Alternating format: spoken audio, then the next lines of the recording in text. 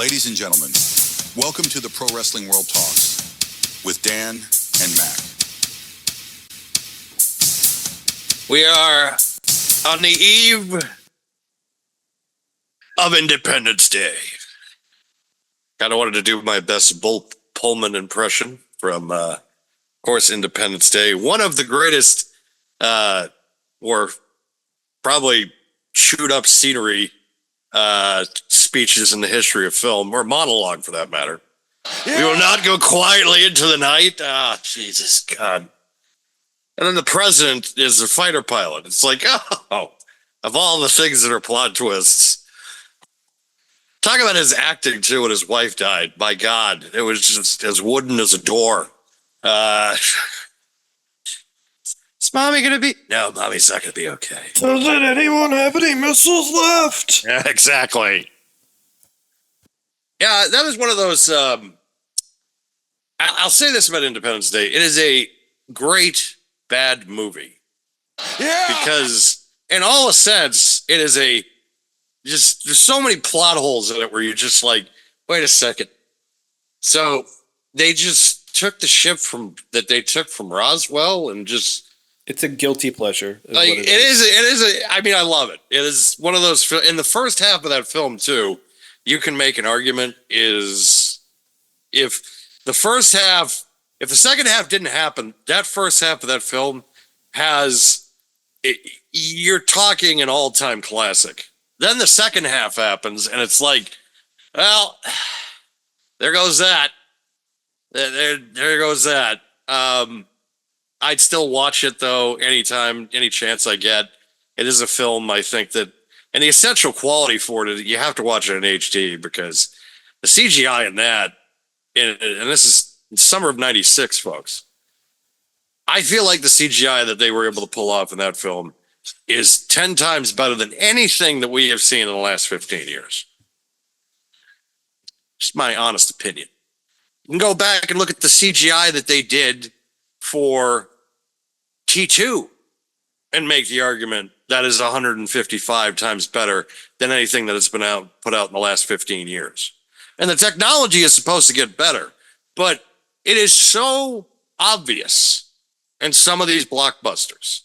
So obvious now that it was done. It's just so. Hold on a second, just real quick. I want to jump in here because I could very easily explain why that is, right? And it's the fact that back then it was only certain parts were CGI.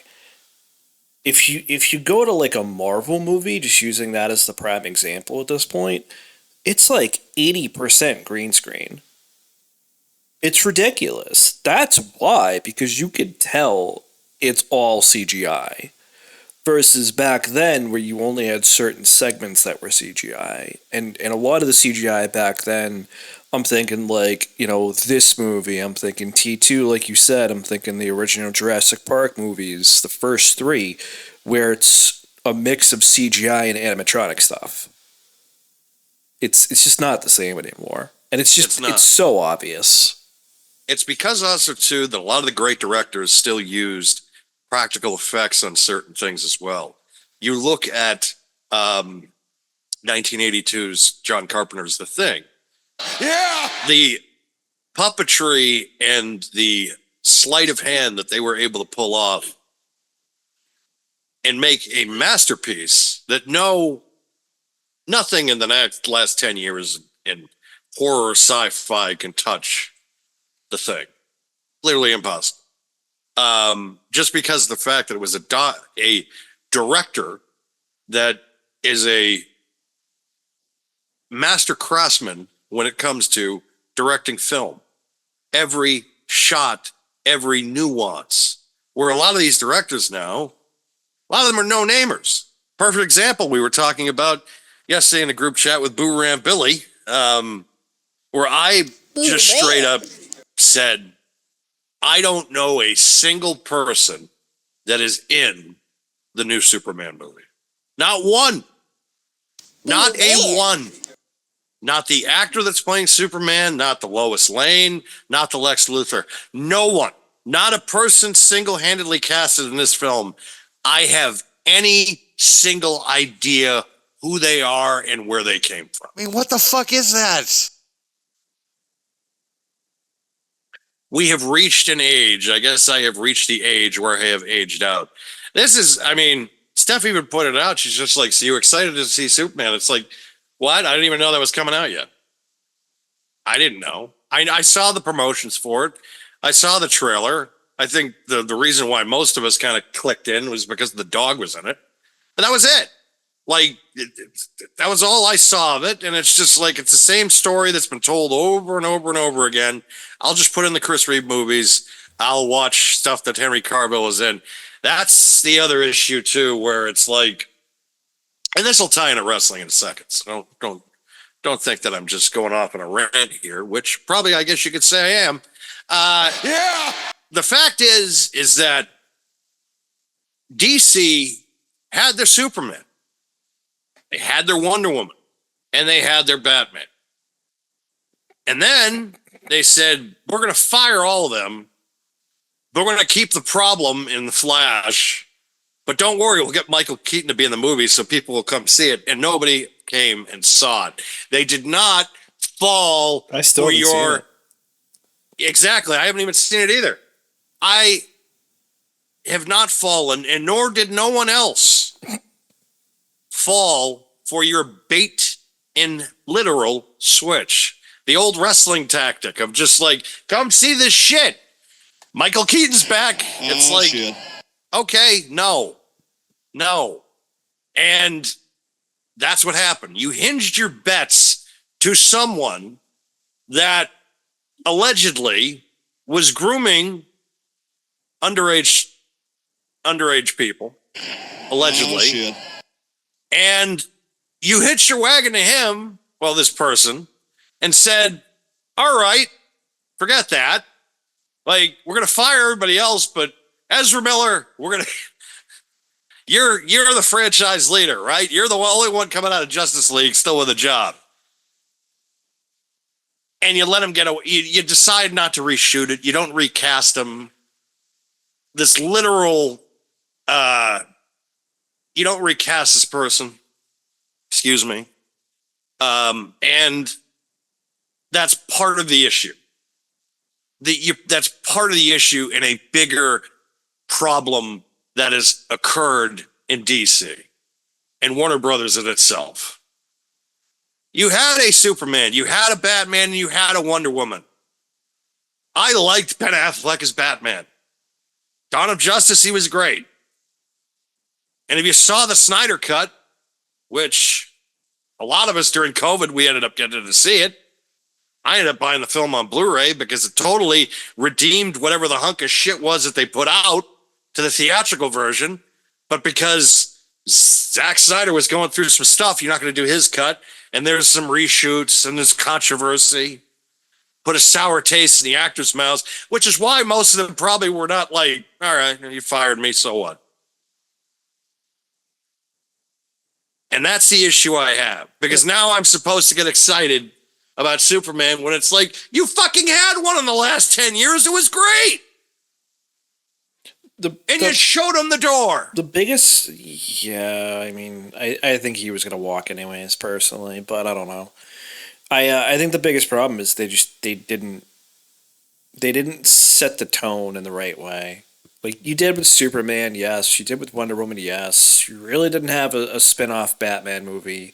You didn't have a lot of movies with them teaming up outside of Dawn of Justice, like you mentioned before. And that was it. And then, you know, Flash and Cyborg were just kind of like thrown in. It was just weird. Like, it didn't flow like the Marvel movies did. And I get it. A lot of people had superhero fatigue through the Marvel universe as it progressed to Endgame. And I understand that. It's just the way they set up this universe, just it was not going to work. And then throwing them very quickly into a team-up movie just did not make a lot of sense. It just didn't. And then, as you mentioned, all those other factors, I'm not surprised if the actors walked. I'm not surprised if they didn't give a shit if they got fired, whatever the scenario was. It is what it is. Like, it's unfortunate. And I'm okay with them kind of rebooting that universe, but first of all, it feels too soon. It just, I'm sorry, it just does. And from the looks of the Superman movie, it looks like, kind of like the main event of Night of Champions, which we'll talk about later, it's overbooked. Yeah. Which I think has been the biggest problem with a lot of these superhero movies. It's just lately, it's just overbooked. Yeah, you're already having to go back to the Avengers well again within a decade. Well, I mean, that was going to happen anyways, though. It was going to happen, but at the same time, it's just you had to go get. Oh, they panicked. Yeah, after, the whole Jonathan Majors thing that panicked them. But and then having to literally go to Robert Downey Jr. and just hand him a check and just say, "What do you want?" I heard his perks are just literally like, It stinks. yeah, you got to take the deal, dude. I don't blame you. Like whatever they offer you. Oh just take yeah, just go make Take your the money, money and Robert. run. Go make your money, Robert. I heard he's got like he's pretty much got he's got to be a part owner at Disney at this point, or at least have access to everything that they could possibly want, he could possibly need. As far as money and resources are concerned, and I'm not saying that he's back down that well. That's 20 years ago. I'm not implying in that. No, I'm sure he's giving money to his people to know family that. at this point. Oh, of course. That guy's probably bought and I mean, he's extremely charitable though. I mean, I've seen him with kids, like with as Tony Stark, meeting with kids. That's the thing. Like a lot of these guys took that role, which is one thing I can't knock about John Cena personally, is the fact that over 600 Make-A-Wishes. Hey, come on, we can't boo that. We can't boo that. I was trying to boot John Cena at the Biden Press Festival. But it's 600 plus Make-A-Wishes. It's like, how can I boo this? As a wrestler, yeah, I can boo him. But as a person, I mean, was told divas to work, I wonder. I mean, no one really can act that way, that robotic.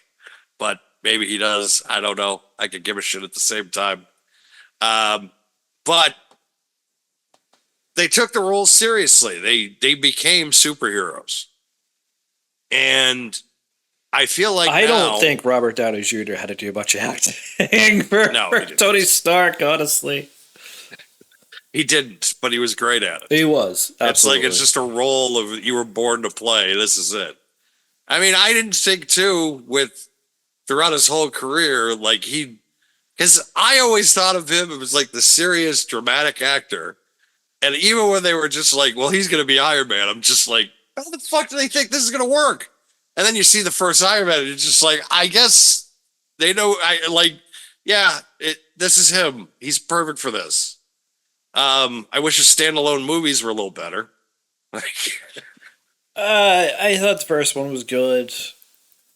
Second one was okay. And okay. The third one just why? Whoever wrote that script just you've seen Tropic Thunder, which ironically he was in as well.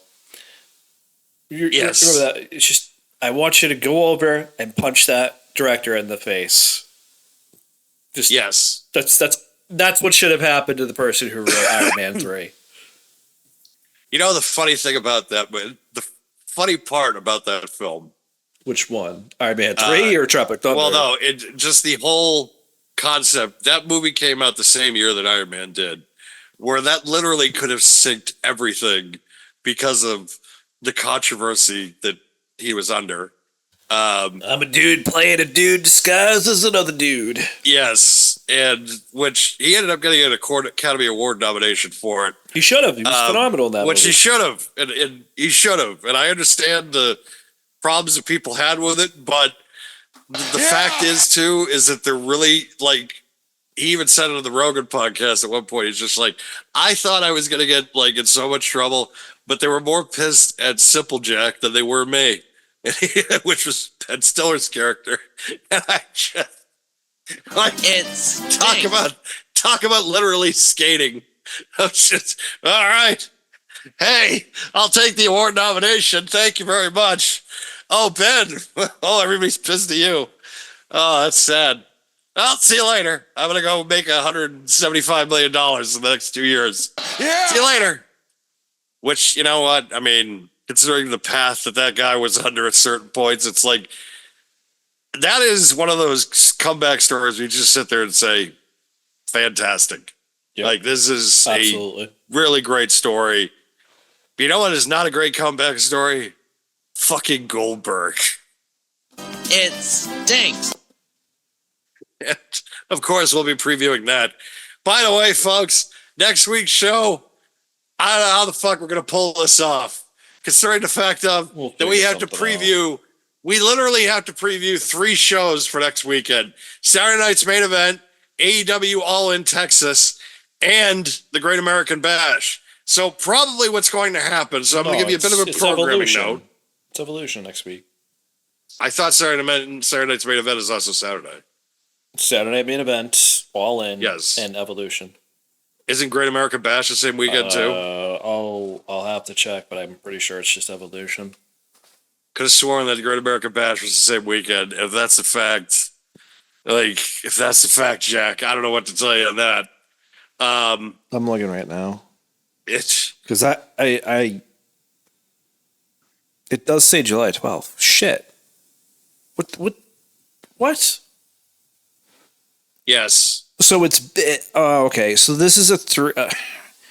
I don't know that we'll have to review too much of this. It's just NXT. So it's 3 p.m. NXT Great American Bash, then Saturday Night Main Event. All In is at the same time as Saturday Night Main Event and Evolution. So technically, it's 4 shows. We will be catching which. So we'll preview them and then we might do 2 shows that week for reviews, just to kind of break it up. Considering the fact of that AEW, this is their big one. This is their WrestleMania as far as the year is concerned, their stadium show, which apparently is going to crack 20,000. That's the latest reports I'm hearing. So good on them. I'm not going to. No, I'm sorry. It was not about what you were saying. So I was scrolling down on the Wikipedia page for Great American Bash, and I just saw one of the matches, and that was my reaction to the match. What was one of the matches? Jordan Grace and Blake Monroe versus Fatal Influence. JC Jane and Fallon Henley. Well, it looks like that elicited by the projected NXT Championship match too at Evolution that same weekend. I did hear about that. So so at that point, Jordan Grace will be pulling double duty as will JC Jane. Yes, at least not the same day. Correct. It is. Well, let's put a pin on that because we can talk about that next week. We don't need to talk about that this week. Well, I do want to talk about some stuff on Raw that happened. After the show. I don't. We'll talk about some of it. Yeah, I'm kidding around. Yes. It's just it's a hard week. I've really been trying very hard not to be pessimistic after Saturday. Yes. And it's hard. It's hard to see because there were some decisions on Saturday that I liked, and then but the problem is that I went into that show with the lowest of expectations, and the fact is that they met those expectations, and that's kind of the problem.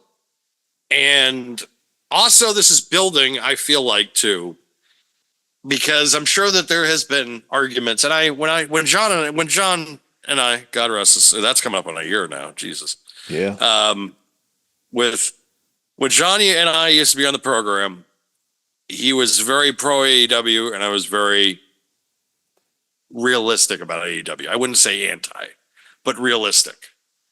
And there was always a consideration that maybe I was kind of more favoring the Fed on certain points, but that was also too when they were hot.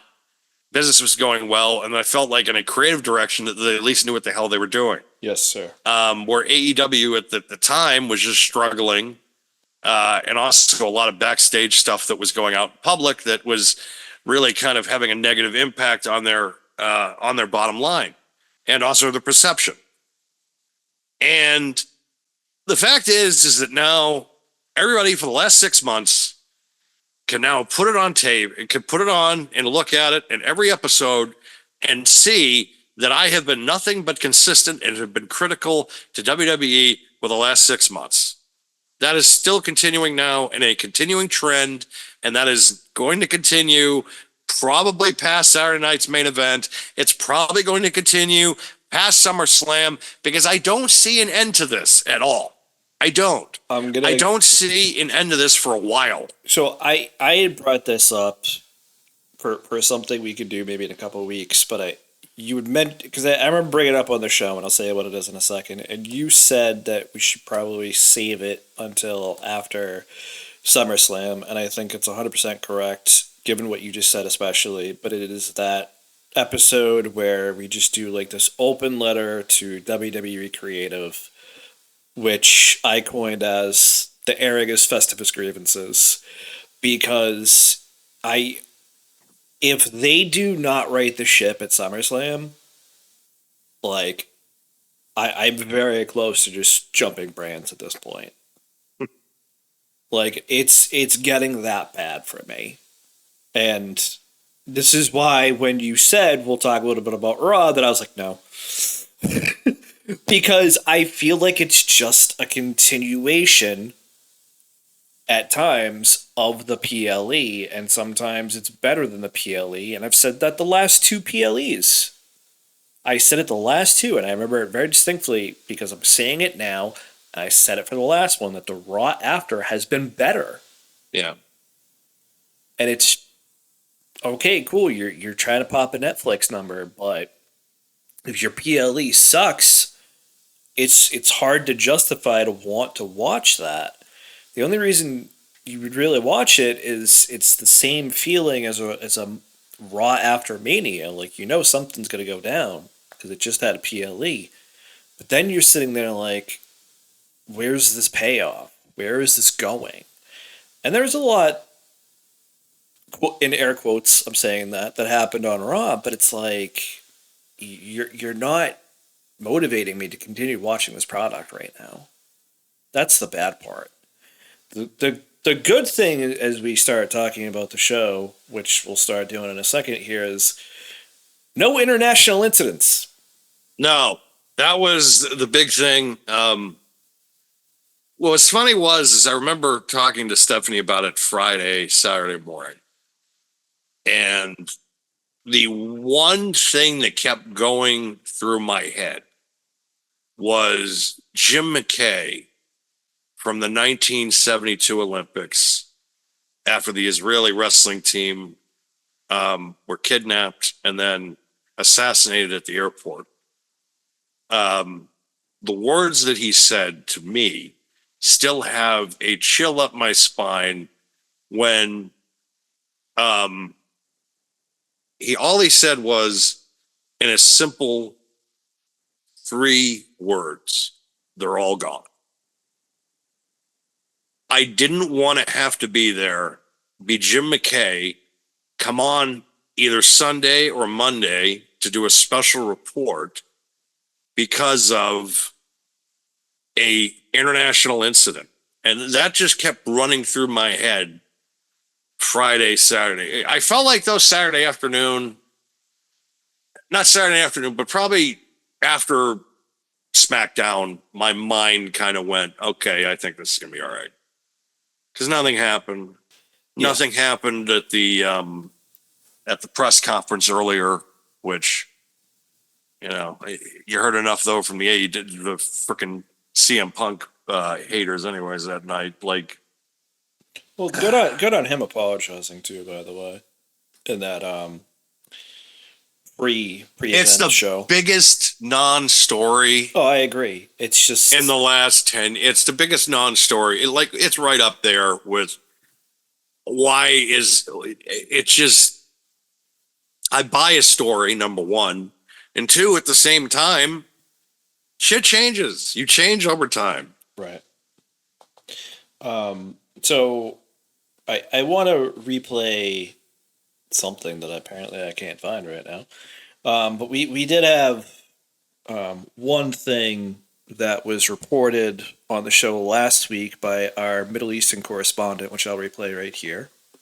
Can we get rid of this Ayatollah t-shirt? Khomeini died years ago. But Marge, it works on any Ayatollah. Ayatollah Nakbada, Ayatollah Zahedi.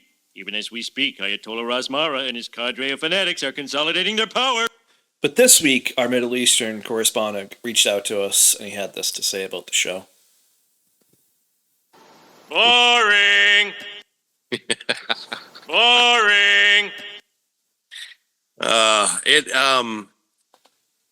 don't know why I've been on such a Simpsons kick lately. I really Because don't. you're rewatching it.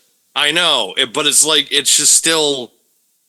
I'm rewatching it again, and then too, it's like I finally just started playing. But it was before that. It was before I even started rewatching it, where it was just. It's your algorithm. It's my algorithm. My algorithm was just telling me it's just like, why don't you jump back into The Simpsons? It's been a long time. Mine It's is like, mine is trying to do the same thing.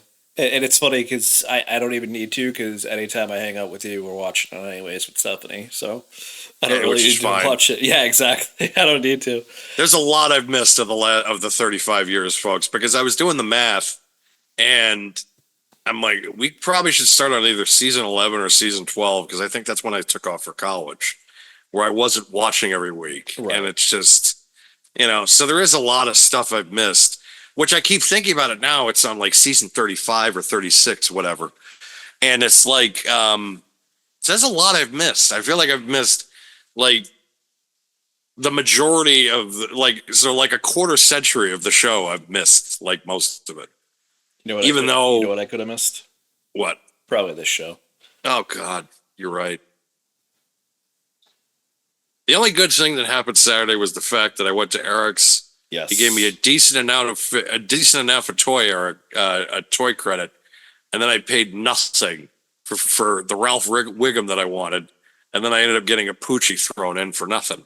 So it's like, it's a good day. Of course, we did celebrate it too with Buran, Billy's birthday. He turned another. Sure. So he's happy. He's got a CM Punk figure coming to him for his birthday. And we bought him pizza, of course, too, because we're such nice people, nice guys. Yep. We are. He didn't partake as much as I thought he would in party favors, but that's fine. Like, I remember I was in the car.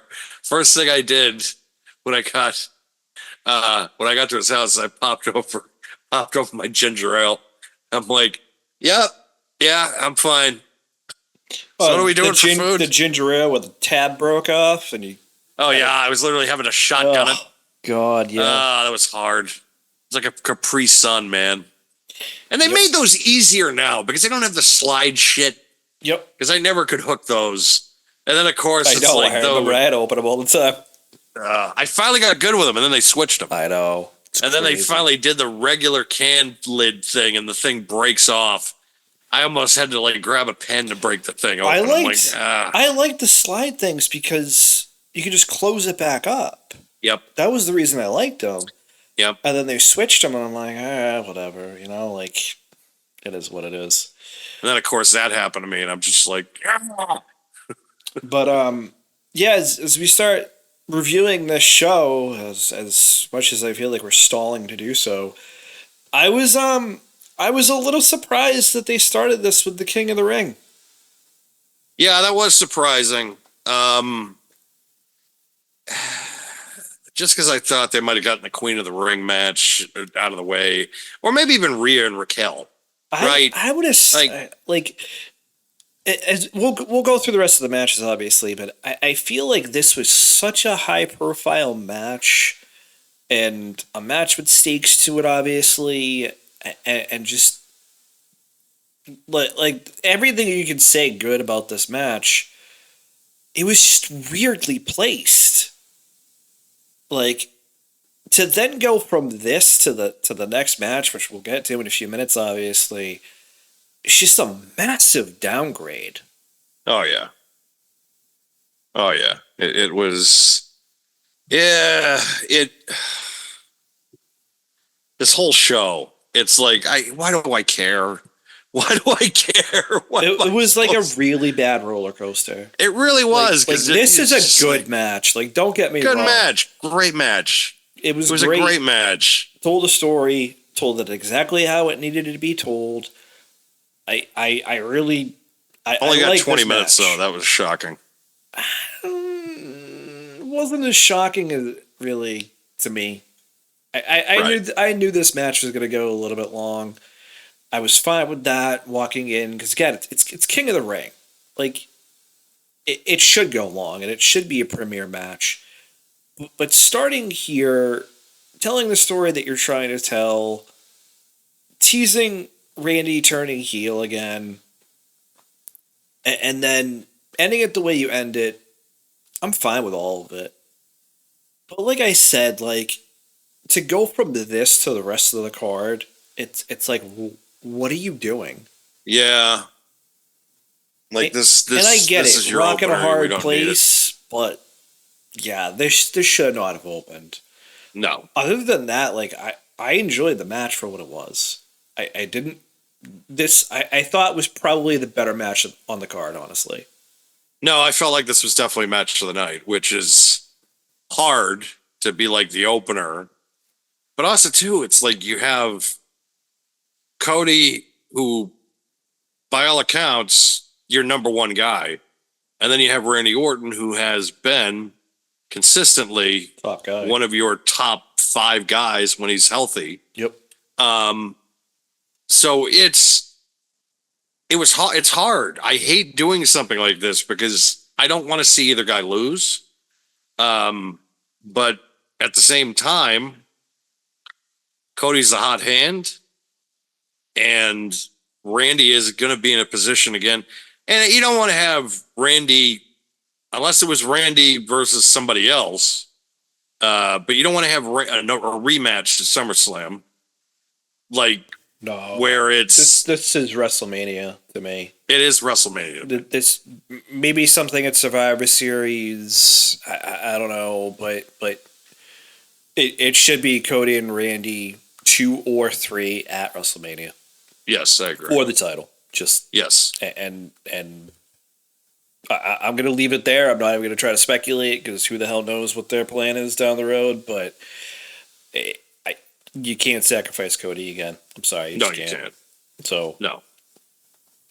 but I listen. Like we said, I don't think there's much else to say here. This is probably the match of the night, honestly, which sucks because Start strong and then yeah, you should have not started so strong because the next match is the street fight between Rhea Ripley and Raquel Rodriguez.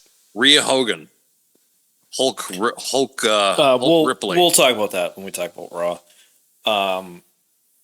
The only thing I'm going to say about this match is number one, as I said last week, this should not have been a street fight. No. This was clearly a favor to Rhea to get her a match on the card, which is so evident because on Raw, which again, as I mentioned, we'll talk about later, they immediately dropped this feud. Immediately. I'm not going to go details into this match except for the finish because I think that is arguably the worst finish I've seen in a long time for a street fight. Oh, for a street fight without question. Yeah, the referee's gonna hold the table. Fuck you. Yeah, I remember we both said the same thing because I remember saying it at his house. Boo ran. That guy. Because I don't hate the spot, okay? But you should have just put her through the table. Yeah, you should have.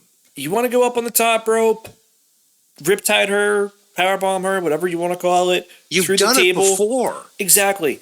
And it's an established finish at that point. This was not safe. And as you just mentioned, and we both mentioned it that day, live watching this show, if the ref has to hold the table in place because it is wobbling too much, it's not safe. Don't do it. Exactly. Don't do it. Just don't do it. Instead, they did it. And it's just like, if I was the producer, or if I was the booker, I'd just say, I'm fining both of you because that was fucking dumb. And I'm fining the referee too because that was dumb. Yeah. Like Don't hold the table. that's how I would have thought about it because I think with logic. So does Mac. So, and the show was lacking of logic. Listen, months and months ago, Logan Paul was talking about. I'm pretty sure it was on the Undertaker podcast. He's talking about the fact that he does that springboard moonsault to the outside, and prior to that, the referee kind of like wiped the rope down with his armpit to kind of like dry off the rope. Shit gets wet, like there's sweat, there are body oils and all this other stuff that they wear. Like, okay, it makes sense. You don't want to slip on a move like that. You break your freaking neck. Do you remember the ref doing that? Unless he actually called it out? No. This is obvious because the camera is on the two of them on the table and the ref is trying to hold the table because it's wobbling too much. Kill the move. Kill the move at that point. Don't do it. If it wasn't rehearsed, don't do it. Plain and simple. But whatever. They wanted that. Just do it through a table. You don't have to do it off the fucking top rope. Just do it through a table. Do it off the apron. Make it even look spectacular doing that. You do it through like 2 tables.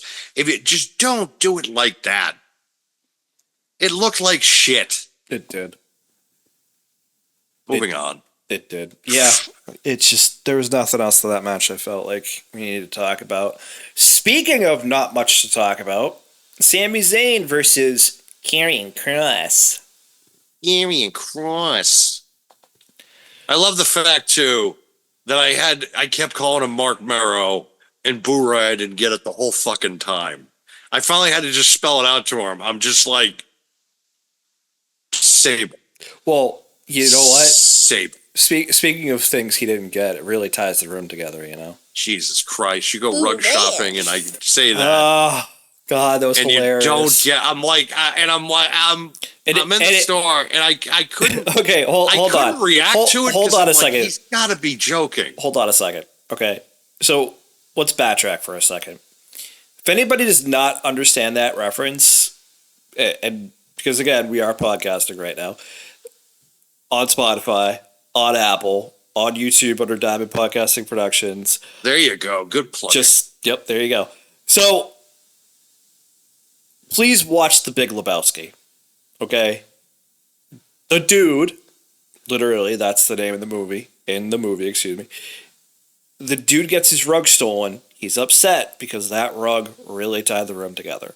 Exactly. Okay? So, Buran goes rug shopping with his wife. Dan says, really ties the room together. And I start laughing. Immediately, because I immediately get it. Big Lebowski is one of my favorite movies. It's definitely in the list. So I start laughing. Buran doesn't get it. He's like, "Oh yeah, well, you know, just you know, we got this rug, whatever." And I'm just like, that went way over your head. He's like, "What?" And I was like, that reference? He's like, "What reference?" And I'm like, "The Big Lebowski." And he goes, "Oh." Yeah. And I could tell like it still wasn't clicking immediately, but I wasn't going to say anything else at that point. I mean, and I get it. It's probably not his cup of tea. Which, speaking of film, I wanted to throw out the fact the death of Michael Madsen at 67. He was found dead of cardiac arrest today, which is shitty because of Reservoir Dogs. You honestly, I'm just not you specifically, but like you forget how much stuff he was in. Yes, I remember he was in Species, the Species movie. Species 2, yeah. Which was the R-rated Alien. What I mean, the X-rated Alien, the triple X-rated Alien. That should have been. That was high cost. The porn. first I one felt like was actually pretty good. I will say. the first one, yes. I didn't the second see. one. I didn't see it. Jesus. They made a few of them. I was like, you're just dipping in this barrel at this point. Like The gratuitous. special effects were great. Don't get me wrong. They were. They look fantastic. The alien work looks great. Like they did a great job, especially in the first one. It is a great film. After that, though, Boring. Yeah, exactly. But you know, I got to look at Madsen's work, Kill Bill 1 and 2. Then Reservoir Dogs is Mr. Blonde. Are you gonna bark all day, little doggy? Or are you gonna? I'm just gonna read through some of his filmography. I'm just gonna go on Wiki. He was the dad in Free Willy. I Somebody always mentions that to me. I'm like, what? I forgot about that too until I read it earlier. So you know what his first movie was? In 1983, it was that movie War Games. Oh Christ, I remember that. Yeah, Yeah. he was in Miami Vice too. I think he was in Miami Vice. He was in Vice. Yeah. I don't know if he was in Miami Vice. No, he was in Miami Vice. I could have sworn I saw him in Miami Vice. He was in Donnie Brasco. He was in Wyatt Earp. Oh God, He was Virgil. I forgot he was in Wyatt Earp. Yep. But I always remember Tombstone. Wyatt Earp's good, but it's not Tombstone. It's not Tombstone. Like, that's the problem. He was in Sin City. Yep. Yeah, I remember he was the guy who fucked over Bruce Willis. Yep. He was in let's see, Blood Rain, which I didn't know he was in that. I didn't even. He was in Die Another yeah. Day. I read that earlier. I was just like, what? Oh yeah, he was in Die Another Day. He was the NSA agent. Yep. Vice, like I said, he was in House. Let's see. He played a voice in the Green Lantern, not the live action one though. It was a movie. DC animated movie. Animated movie, yeah, thank you. He was in The Hateful Eight. It was Joe Gage. Oh yeah, he was in that. Yep, it was Joe Gage. I wasn't a big fan. That's probably one of my least favorite Tarantino films. I like it, but it's not Django Unchained. Though. It's not like Django is so fucking good. It's not Pulp Fiction. It's not Pulp Fiction. It's not even Once Upon a Time in Hollywood. Like, I don't think you've seen that, have you? Not in a long time. I don't remember overall at this point. It's just, you know what it is for me? It's like, if you take out the middle of the movie, it's a great movie. Because the beginning is awesome. There are some parts in the middle that are okay. Most of it, not so much. Yep. And then the last, 45 minutes is great. No, that's true. No, it's just the middle of the movie. I'm like, eh. Yeah. Let's see. I'm just kind of going through and kind of looking at some of these. Apparently, he played the voice of Kevin Costner in an episode of Bob's Burgers. That's hilarious. That is hysterical. Oh man, that is great. So here's something that you probably would have not known. He's been actually a voice actor in some video games too. In 2001, he played Tony Cipriani in GTA 3. I've been replaying. I replayed GTA 3, or at least I started a replay of that recently. That's hilarious. And I did notice he was the voice of Tony Cipriani in that. Yep. He was in Driver 3, which I remember that. Need to play the tutorial of Driver 1 to get through Driver 3 at least. Fuck that tutorial. Yep. 2006, he was in both Yakuza and Reservoir Dogs the game. Oh, God. I remember that. 2012, he was in Dishonored, which I guess was a really good game. He was in Black Ops 2, the Call of Duty game from 2013. He was in a Walking Dead game. He was in another Dishonored game.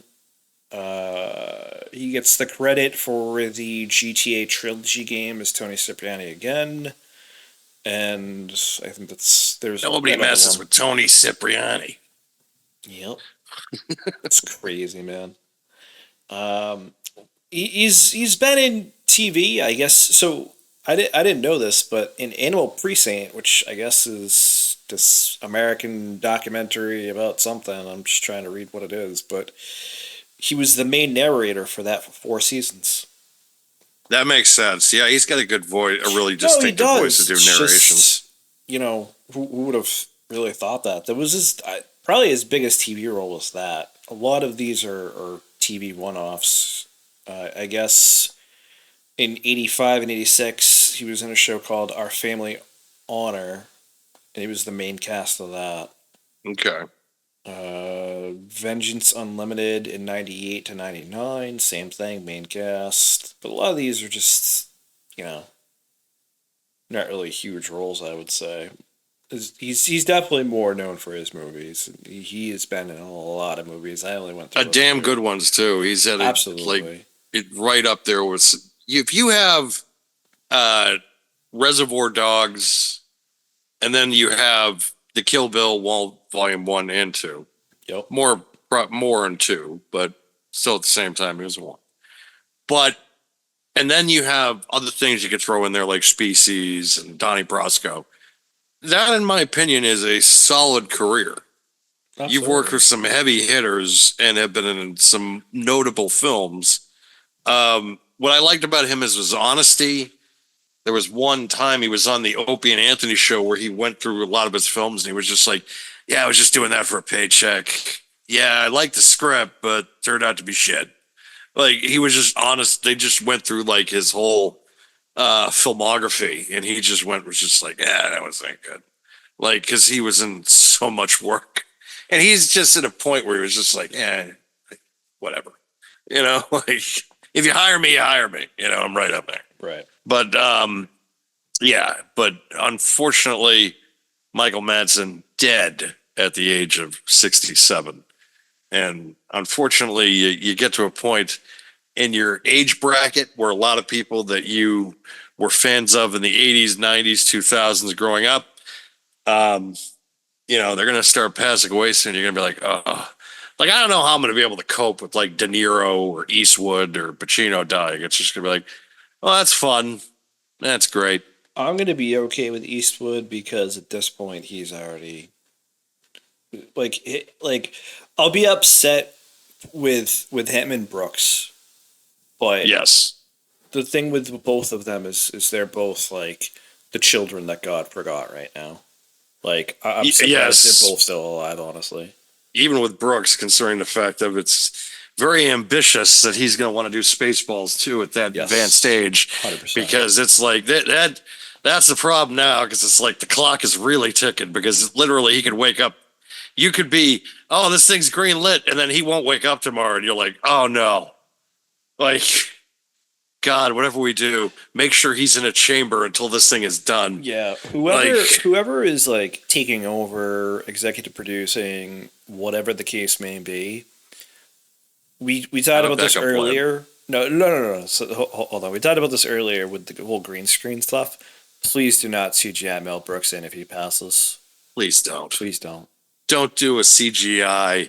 Like, don't go with that. They'll probably use AI of just like, oh, he's back. We have him. Like, No, I'm assuming just use his voice. If he passes, just use his voice. just use his voice. Don't put him on the screen. Just I mean, have we his don't- voice, have it be like a narration thing, an AI. I am completely fine with that, but do not show him on the screen. And if they do, have it just be a still frame. Do not CGI that shit. Exactly. We don't need that.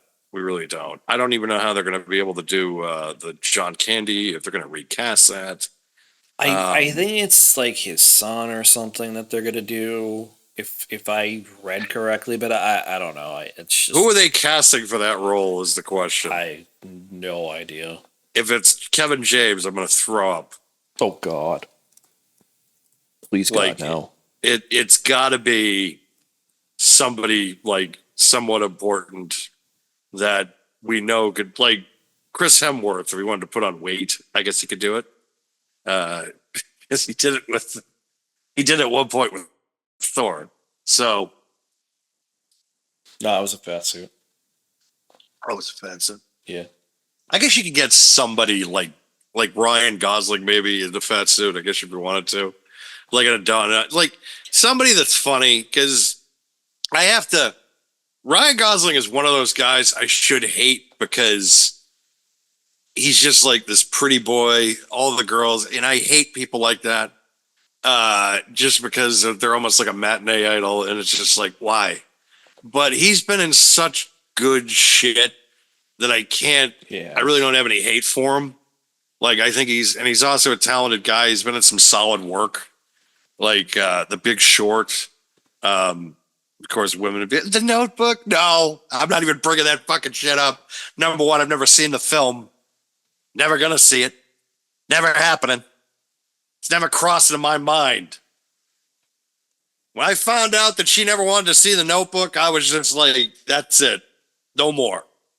Just because I don't want to get sucked in of seeing it with some asshole that's going to have me sit there and talk about how, like, this is the love story to end all times. Who gives a fuck? Why do women watch fucking movies that make them cry? Like Steel Magnolias and Beaches? Jesus Christ. Why do you watch, like, these movies that are just tragic and depressing? You know what, Dan? I almost feel like I'd rather watch those movies than this match. I know, right? That's a great segue. I got to be quite honest with you. It was. We're finding every single way to not talk about the show. This match to and avoid the show. not talk about the show. I know. Because I don't want to. I am coming up with every excuse. I remember I was sitting eating dinner tonight with Steph. I'm like, I don't want to do this. I don't want to have to come on and be negative. I don't want to have to come on here and just make people think that, like, and come on here with a smiling face like a lot of these other people that want to be in the cool kids club. They want to get invited to these pressers. They want to be able to ask Triple H questions. Sorry, that ain't me. I mean, I'm not going to kiss anybody's ass. So hold on a second. It is you, but not for this show. Not for the show. I think we would definitely go, but the problem is, it's like we're not going to go to, in derogatory terminology aside, like we're not going to go there to be an echo chamber for them. It's just not. That's not us. It's never been us. It's never going to be us. If they do something well, we have always given them credit for it. I praised them for 2 years.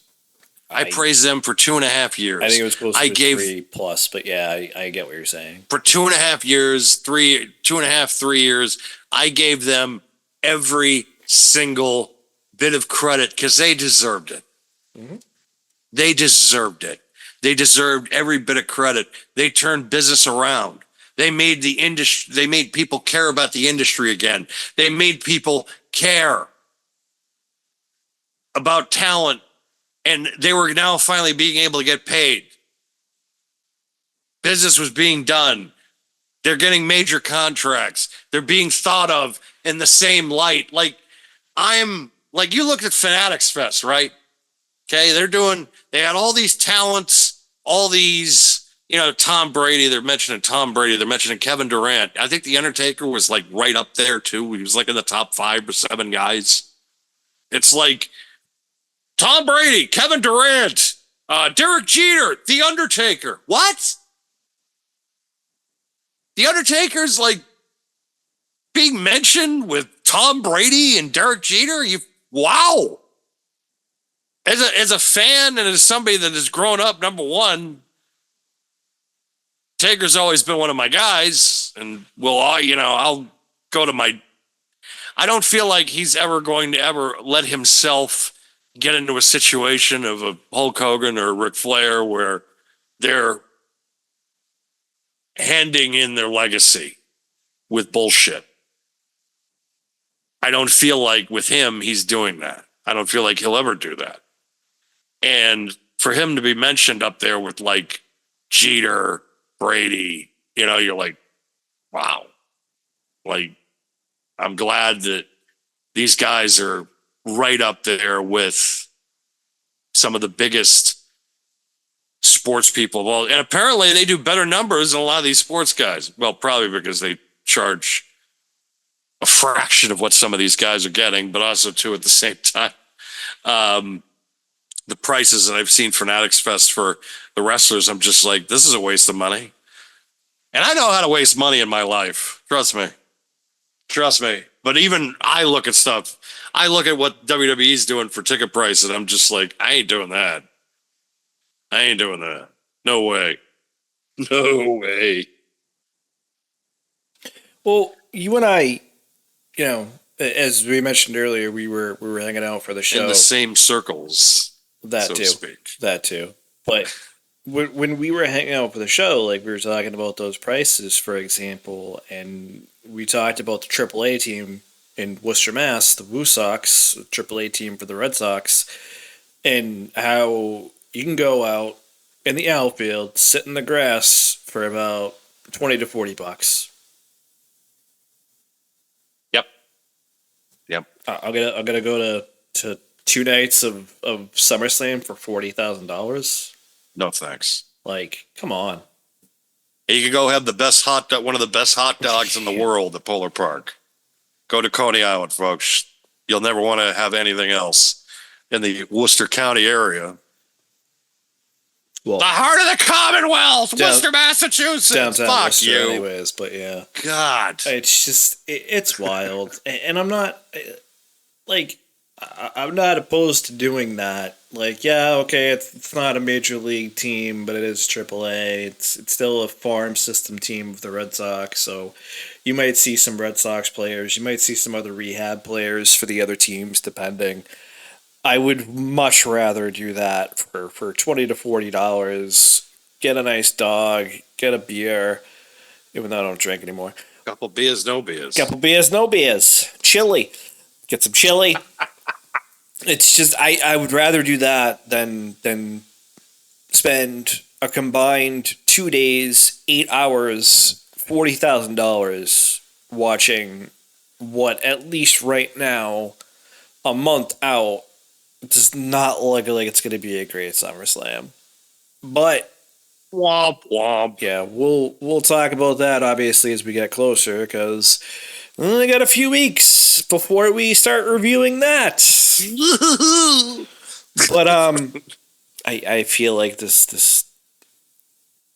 I said it last week. I'm gonna say it again. Karrion Kross needed to show up in this match, and I did not check to see if Meltzer gave any star ratings for any of these matches on this card. I would have rated this a 3 at best. I would have rated it a 2.5. This just... You mentioned it last week that it had been reported that Karrion Kross does not like to sell. And literally, I don't know about you, but once you said that last week, all I could see in this match is he got up from any move that Sammy threw at him way too fast. The other thing I'm going to argue just real quick before you say anything is regardless of how this match went in terms of the action in the ring, Karrion Kross should have won. If you're going to book what happened on Raw in the backstage segment between these two after this match, Karrion Kross should have just won. It doesn't make any sense.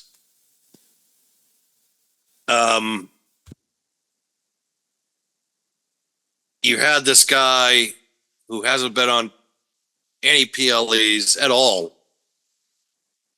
The most buzz I've ever seen this guy get in the last year and a half was after Mania on an online exclusive. So I think the last time he was at a PLE, it was against Drew McIntyre, if I remember correctly. I believe you're right. And that was probably over a year ago at this point, I feel like. Do you remember when he first came back? It was like 2022, 2022. Yeah, I think it was 2023. I don't remember exactly, but came back in a segment with Roman Reigns. Yep. And I don't remember who else was in the ring. And he does the whole TikTok thing, and he puts the hourglass on the ring apron. Well, it wasn't him. It was what's her face? Well, whatever, Scarlet. Scarlet. I think he came out like the next week. Then whatever. Yeah, he might have. But Right. that, like, you're immediately setting him up in a proper fashion. What'd they do since? Dick. Yep. Not a goddamn thing. The Final Testament. You got rid of all three members outside of him. Outside of him, it's like he avoided the cuts, but what are you going to do with them? Nothing. And I said it last week. We both did, where it was just like he's got to prove me something. He's got to prove something to me. And you know what he proved? Dick. He proved he's Mark Barrow. That's what he proved to me.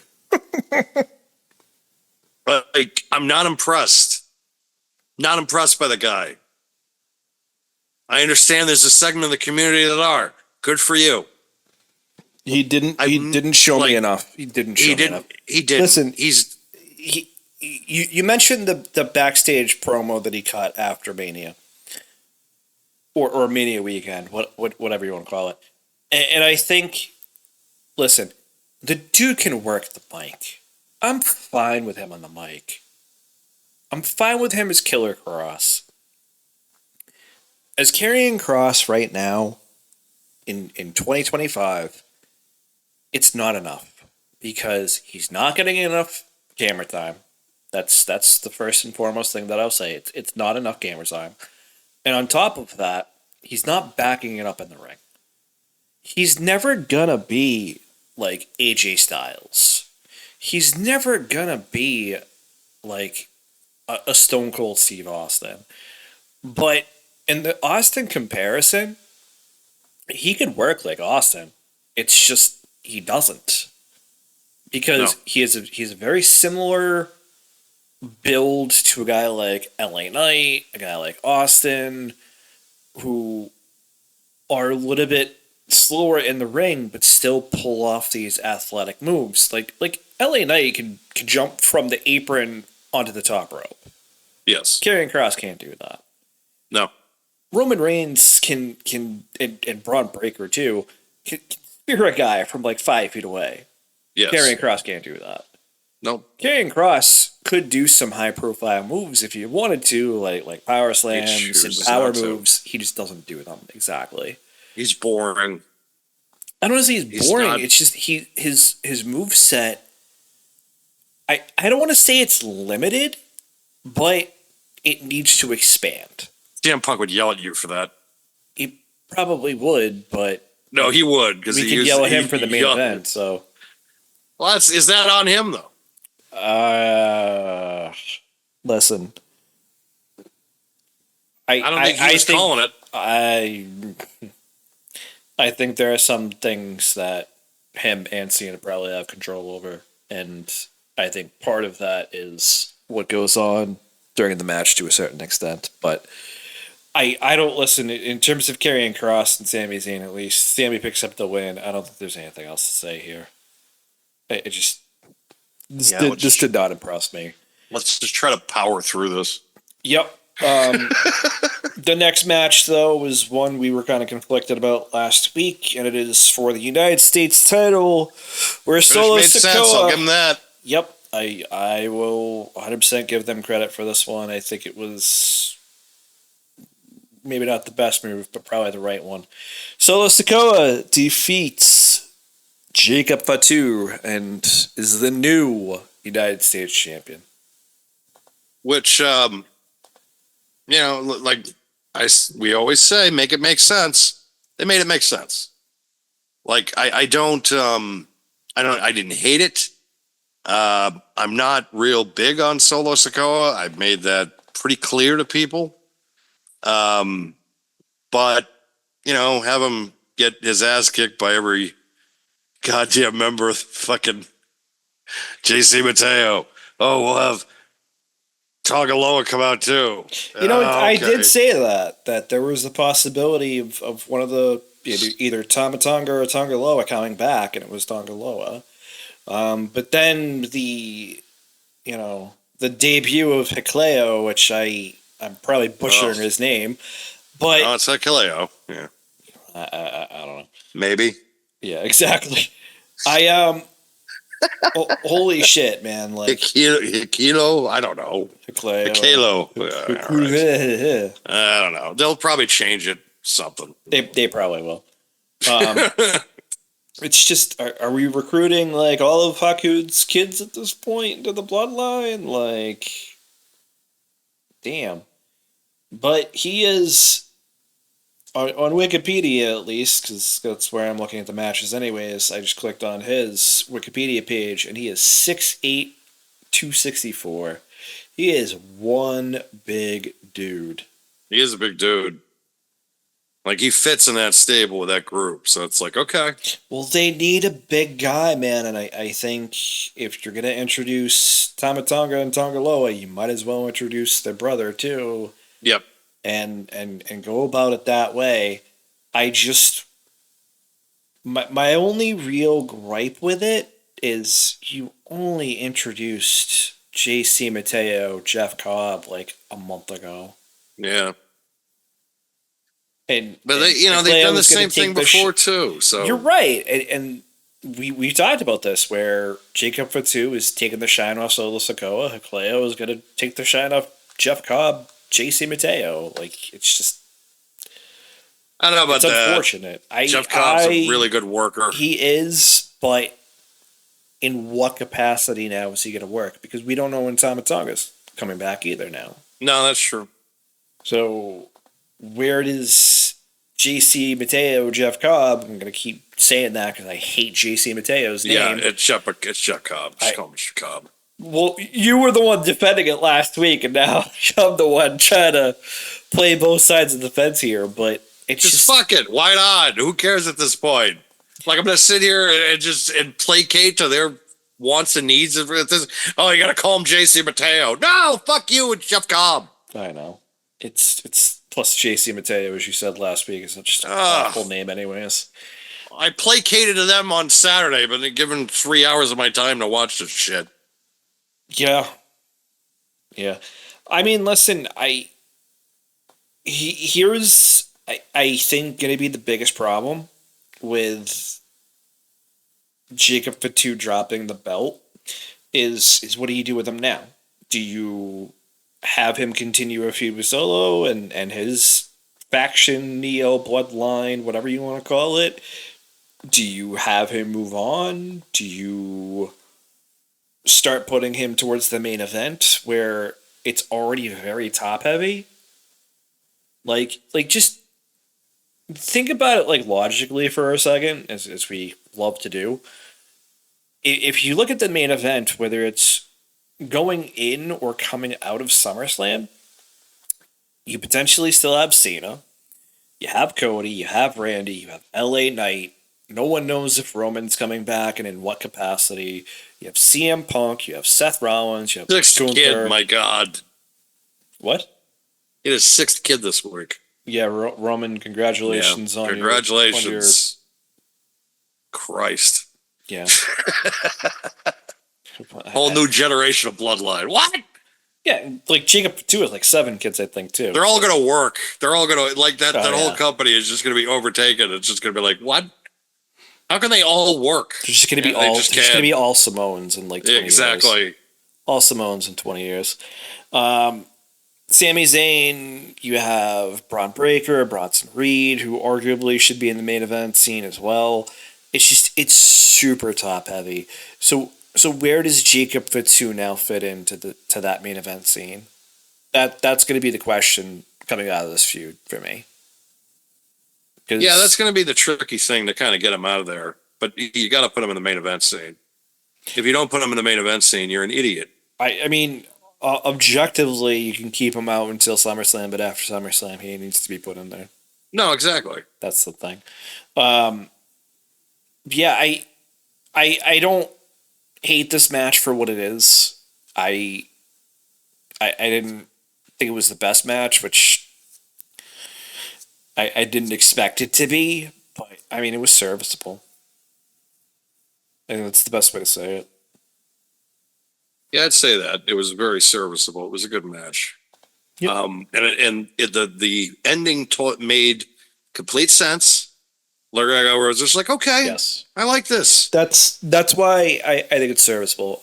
I would have preferred Jacob to win, but if you were going to reintroduce Tongaloa Made sense. and you're going to introduce Higleo as the newest member of Solo's bloodline, whatever you want to call it, I think yes, 100% it made sense. And we said this too last week. We said, preference wise, we probably would have preferred Jacob to win. But if there was return or new member or whatever else, and factoring in Jason Mateo already, And we got both. exactly, we got all of the above.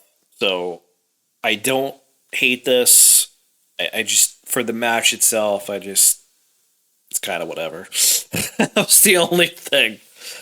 But moving from that into the next match, which was for Queen of the Ring, we have Jade Cargill versus Asuka, which both of us last week were a little concerned about the clash of styles, but not bad. No, this is a good match. People were giving shit Jade about the botch pin, which, you know what? If that was the worst thing that happened in the match, it's like her shoulders were not even on the mat for the 3 seconds. Like, I didn't even consider that like a bad thing. Like in the match, I was looking for her to screw up. There was nothing bad. Nothing happened that it was really noticeable except for the pin. And I don't even really put the pin on her. no, I don't even either. It's just like, it happens. You lean back too far sometimes. It happens to anybody. Like, how many times a day does someone on like your chair, you just lean back, it's just like, ah! Like, it happens. Exactly. Like, that happened, and people like criticizing her for that. It probably happens the most to them on a daily fucking basis. But at the same time, it happens to her in a big match situation where she's probably emotional because she's winning the King of the Ring and she's getting a title match at SummerSlam, and it's going to be a big deal for her. And it's probably going to be a big deal for her coming in a couple of weeks, considering the fact that they're going to be in Atlanta, and that's her hometown, and she's going to be on Evolution. So, yeah, she's going to have a big month. And everybody's just like, oh, God. Like, if this is the worst thing you were complaining about from the show, you are dumb. Like, it's just, that was the worst thing. This is the worst thing we're going to point out from the whole show. This is the worst possible thing that happened on the whole show, right? Her botching the pin, we're just going to focus in on. Oh, she can't be pushed. Can't be pushed. Oh, she botched that pin. We can't have her on top. This is why you were not doing this. I'm not gonna give her shit for a botch pin. I'm not. Like, it's just like you said, like, it's the same thing with the CM Punk Saudi Arabia stuff. This is such a non-story and a non-issue. Again, people are just nitpicking, and it's just like, I've been nitpicking this whole show. But this is not one of the aspects, again, that drove me nuts about the show. But people want to shit on her, call her green, and all this other shit. Which, like, listen, when she has improved immensely. When she came over, 100%, that is 100% an accurate analogy for what it looked like. Now, like you just said, she has improved immensely, 100% right. And I understand why they are putting her in the position that they are putting her in, because she is a star. Let's be real. She is a star. That's why they have spent the money on not only her, but on Mariah May, Blake Monroe, to get her into the company. Because they recognize the star power that the talent has. That's why they took Cody back, because they recognize the star power. That's why they signed Ricky Starks, a.k.a. Ricky Saints. Why they signed Ethan Page. I don't really know why they signed Brian Pillman Jr., but that's besides the point. But, again, like, they recognize that there is talent in AEW, and they are willing to spend to get it. Jade is one of them. When she first came, like we said, yes, 100%, she was a little green. Now, though, if you're really going to give Jade Cargill shit because of the momentum of her body propelled her a little bit further back than it should have, and it looked like a botched pin initially. Do you know how, like, physics works? Like, sometimes the momentum carries you further than you want to go. I'm sorry. And not for nothing, like, this was a good match.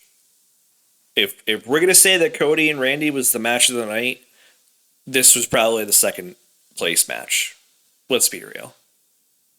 I thought King of the Ring, second best match of the night. Queen of the Ring, great matches. Was there a botch here? Yeah, but it was minor. Minor. It was so minor. Yeah. The fact is that when I first saw Jade Cargill, I said she's in the wrong company because she is a star. I am backing up what Max said because I agree with him 100%. I have seen her work. And yes, in AEW, I was just like, there's something there. There's something there, but she needs like a lot of finishing. She needs to go to finishing school. And I knew exactly the company that she needed to go in. And she knew that too. The second she could get out of that company, they gave her whatever they wanted, and it still wasn't enough because she knew where she needed to go. Because there's a fucking reason that Roman Reigns and Cody Rhodes are going to be in Street Fighter and not Kenny Omega. Kenny Omega is a lifelong Street Fighter fan.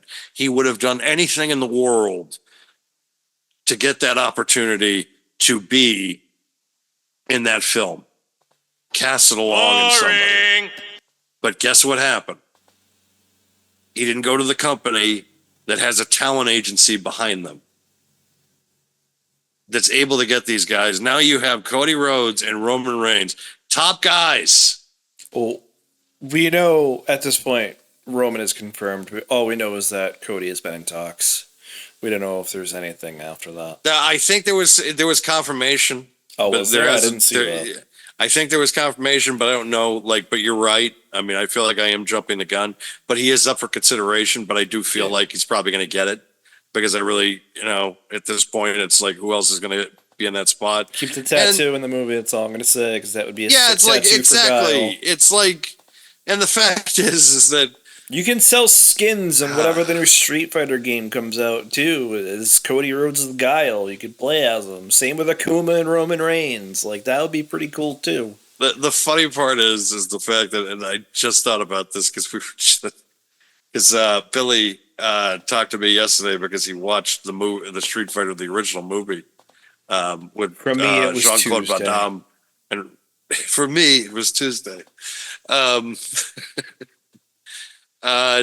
Where Guile, as played by Jean-Claude Van Damme, was hysterical because it's this guy from Brussels supposed to be playing, get the hostages out. You're supposed to be an American. Okay. And then Raul Julia, who's got terminal illness, playing his ass off as M. Bison, which people sat there and was just like, really, him as M. Bison? And he played that like a Shakespearean villain. I remember, like we were a lot younger when that movie came out, obviously, and I remember just thinking like, Raul Julia, really? And yes, then that was my reaction. And then watching that movie and realizing, number one, this is awful, but number two, it's awful in the greatest way because Raul Julia is phenomenal as M. Bison. He is so great at it. It's like, and even I look back on the film now, and it's just like you hear the backstories of Van Damme during how the movie even got made was like, because I think this thing they filmed like the timeline to get done. Of course, which happens. You have this big budget thing, and then you have like a short timeline to make it a release for this time of year, which that has happened. Oh yeah! Every time that has happened, it has been unsuccessful. It happened with Atari with the ET video game, and it happened with the Street Fighter movie, and the original one at least. And I just look at that movie, and I just think to myself, number one, it's phenomenal that it even got made at the timeline that it did, and it's just like the backstory with Van Damme is. he allegedly, even though he's admitted this, but allegedly, because I don't want to get sued by Van Damme, because I like Van Damme now, like especially too with the fact that he got sober, and also too the work that he's done since. He's actually proven that he's actually a decent actor. Still my favorite second Van Damme. Just throwing that out there. Yeah, he's still my second favorite one too. It's like the minute I saw Rob, and I was like, in 1998, 1999, I was just like, that is my favorite Van Damme. There's no one that'll ever be it's like Jean-Claude Van Damme will never come close to Rob. Like, it's just never gonna happen. And plus, it's like that you think to yourself, it came down to it. It's like Rob Van Dam could kick the shit out of Van Dam in a fight. Yeah. Because Jean-Claude would catch the chair and just get a Van Dam in here. We'd just be like, yeah.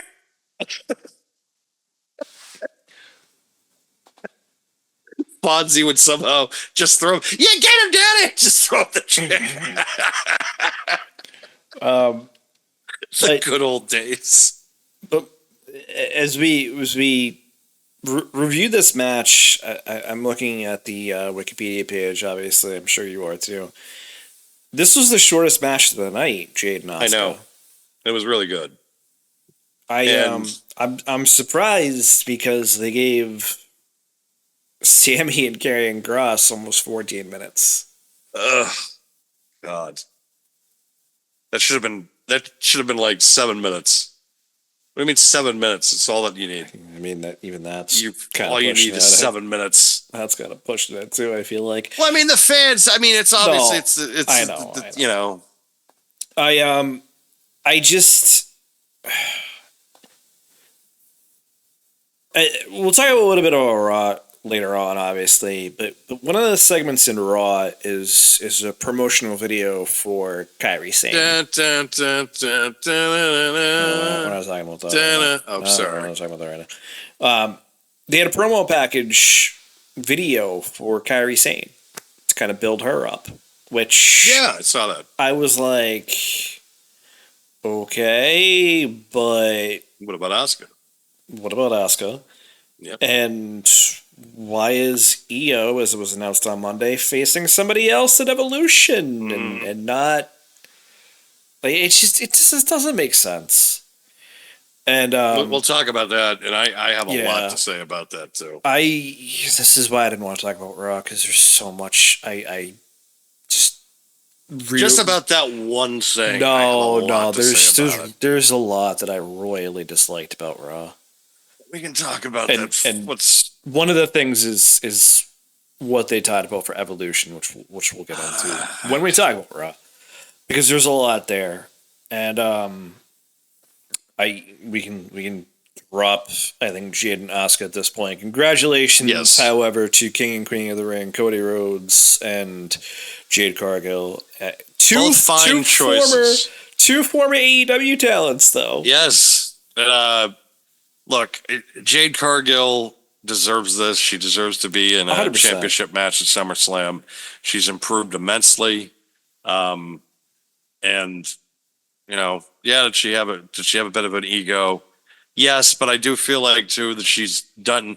It's not like she's the Ultimate Warrior here. This isn't like an Ultimate Warrior situation. I don't think, where I feel like that she's taken everything seriously. She should work with the right people.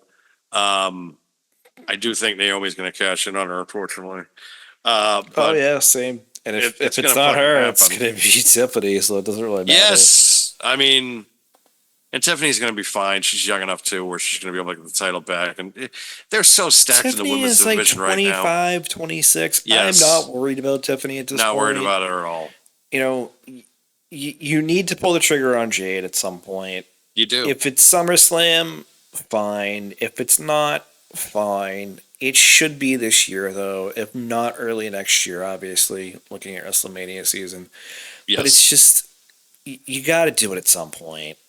And if you have Naomi cash in, kind of like you just said, it's a perfect setup for a feud with Naomi at that point, or furthering the feud that they already have, whatever you want to call it. But the great thing about this next match is that we can at least sit there and say, well, at least we can just finish this now and not have to talk about it. Well, you know what else we can say about this match? What? Boring. Yes, we can say that. You know, before before Homer says that, excuse me. Can I just say two things that are more or less the same point, but I'm going to elaborate on why it's two things. So the first one is, and this is the main point, I fucking hate John Cena. And number two, I feel really badly for Cody Rhodes because he had to carry that WrestleMania match, and I say this every goddamn time, and it's really getting to a point that I'm getting pissed off about it, if you couldn't tell. Cody Rhodes had to carry that WrestleMania match. Meanwhile, every match that John Cena has had since, he's been serviceable.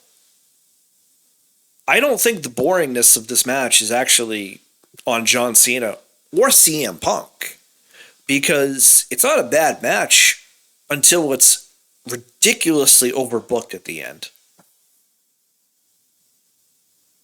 Yeah, I'm seriously surprised that this is even kind of happening the way it has, because it really has been a kind of nightmare scenario. And I knew it was going to turn into this way, where it was happening badly. And the match was going to be bad at WrestleMania, and that maybe the follow-ups that he was dealing with before were going to be better. I felt like that this probably was going to be the scenario that it was. Maybe to sabotage Cody Rhodes. I don't know. But the same thing has happened. The problem with this match is ultimately they overbooked this nightmarishly bad. That was the problem, the biggest takeaway that I had from this. And it's the fact also that I still got to put up with CM Punk and Seth Rollins again.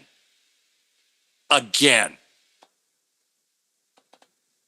I'm tired of seeing it. I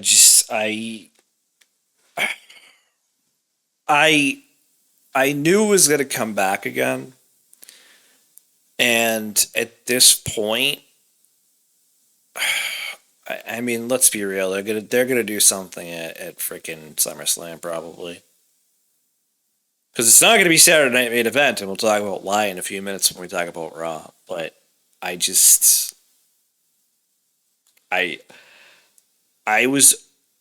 okay with like one or two people. I was okay with it at WrestleMania 41 with Cody against Roman Reigns because you expected it, especially from the night before with how the tag team went down. But you knew the Bloodline was going to get involved. You obviously didn't know that like the Undertaker was going to come out, but who cares? Like, that's cool, as Carlita would say. But it's just, this was not cool. I don't need Jey Uso to come out. I don't need, who was it, Penta or Sammy? Like, I don't even remember at this point. I think it was Sami Zayn and Penta. It's like, I don't need that. And I don't need Braun Breaker or Bronson Reed. I get why you include them, because it's part of his faction, him being Seth Rollins, obviously, who also got involved in the match. Paul Heyman is out there again to not talk. It's like, this isn't doing anything for me. And we said the same thing last week. As we transition from this to Raw, which we'll do in a few minutes, it still doesn't do anything for me. I don't care. They have made Seth Rollins of 2015 and put Braun Breaker and Bronson Reed in the position of J&J security. And that is discrediting two talents that should be your future plans. Where Rollins, yes, he's in the main event, and he's been champion in the last year and a half, which means he shouldn't have won Money in the Bank because he is someone that can claim a title shot whenever he feels necessary to. But This is Evolution Light. This is what I'm going to call it. oh god, it's just Because you don't have Flair. You have Heyman, who is a manager instead, and he can talk. And at one point, one of them, whether it be Braun Breaker or Bronson Reed, I don't care. It should probably be Braun Breaker, though, honestly, right now. Is going to win something. And Rollins is going to turn on him. And Bronson Reed is going to be having him on his shoulders and going to drop him. Like, that's what this is building to. Ironically enough, because Triple H is also the booker, which I find hilarious. But that's what's going to happen. I know it, and you know it. That's what's going to happen down the road. He might win the title at some point. He is Mr. Money in the Bank, and I get that. But at some point, they're going to turn on each other. he is not a great world champion. Well, he's a great world champion. He was able to be a great world champion a few years back. As the Mostly world heavyweight champion and as a face. He was a face. He was a baby face. And I feel like he finally found a position for himself where he was over, where he could be fine. But then they're like, oh, we're going to make him heel, or we're going to make him like we did in 2015 again and put the... Why? Why? Why did you take everything that made Seth Rollins unique and just say, fuck it, we're going to do an evolution thing with him again? For what? So I can be bored to fucking tears? I already am bored. That's the problem. Like, this isn't doing anything. I 100% get why you want to do this. Okay? I do. Because he's already pulled off the heist of the century. And you have an ability here to screw, whether it be Gunther, whether it be Cody or Cena or whoever. But we don't... I shouldn't say we don't. We can talk about Raw in a few minutes and the potential that is there, because there is some potential when we talk about the Seth Rollins segment that occurred. But it's just... I don't want to see CM Punk versus Seth Rollins. I don't want to see the other potential match, which we'll talk about later, only for Seth Rollins to come in and cash in. I just don't. And I don't really want to see him cash in on Cody and Cena either. This isn't like something that I'm really invested in.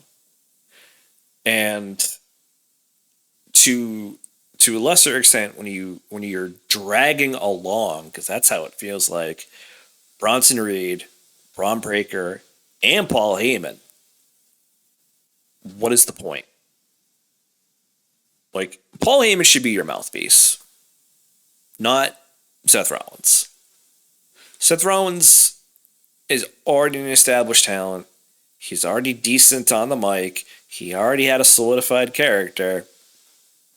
Face or heel, he was over. He was already getting reactions. He does not need Paul Heyman. Bronson Reed and Braun Breaker, they need Paul Heyman.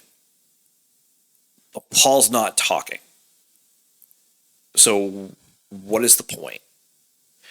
And you are overbooking this match in Saudi Arabia. And we didn't really talk about it, but there was also other instances too where it was probably overbooked. Like, you did not need Roxanne Perez in Rhea versus Raquel. You just didn't. No, you didn't. You wasted a plane ticket. I'm sorry. That was a waste. And I feel like these are wasted plane tickets too. I do. You flew them there for what? To interfere in a match that really was not necessary? CM Punk and John Cena, people want to see that, whether it be for the nostalgia factor And a conclusive or whatever else. finish. I understand they have limitations because of age, physical. They're both physically beat up. I get that aspect of it. That's fair. That's fine. But at the same time, we have to worry about wasting plane tickets to these guys going over. I'm sure it's not cheap. I'm sure it's not. But I mean, if they What can you chartered the do? plane, it's whatever, I guess. But I mean, that's fine. But still, it's still a long ass flight to be on there and then run 5 minutes. out and Five for 5 or 10 minutes. minutes. It's like, and Paul Heyman too. It's like, why am I leaving my house to just go there and not talk? But he should be asking that every week at this point. I know. He should. I mean, listen, like I said, before the run-ins, I didn't hate this match. I thought I didn't either. for two guys in their mid to late 40s that have been there as long as they have, say what you want about Punk's long hiatus, I thought this was a good match. And it was done in a way that played to both their strengths at their age. And that's all you can really ask for. I agree. But then the run-ins happen, and I'm just like, you went from like maybe a 4-star match to like a 2. Like, that's how it felt. Like, it's probably not a 2-star match, whatever, but to me, that's how it felt with the run-ins, because it just felt unnecessary. I agree. Like, that was my biggest problem with the match. I agree. Like, 100%. And that was my 100% honesty I had with that match. It was just like, you just dropped it. Because I was invested, and now I'm not invested. And that was the problem we had. Yep. I don't know what else to say. It's just, if we even take this aside from just this match, it's like King of the Ring, great match, great start to the night. Cody wins. You tease Orton turning heel. You have him staring back at Cody, pissed off. Like, just everything worked, everything clicked. Good match, good storytelling within the match, great. And then everything else after that, except for maybe Jade and Asuka, like I said before, it's just, it all fell flat after that. And Jade and Asuka, it's like, okay, you're bringing it back a little bit. This is good. I can get behind this now.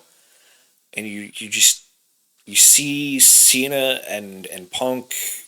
You see the way they're working. You're like, okay, this isn't bad. This is pretty good. My expectations have been met, if not exceeded.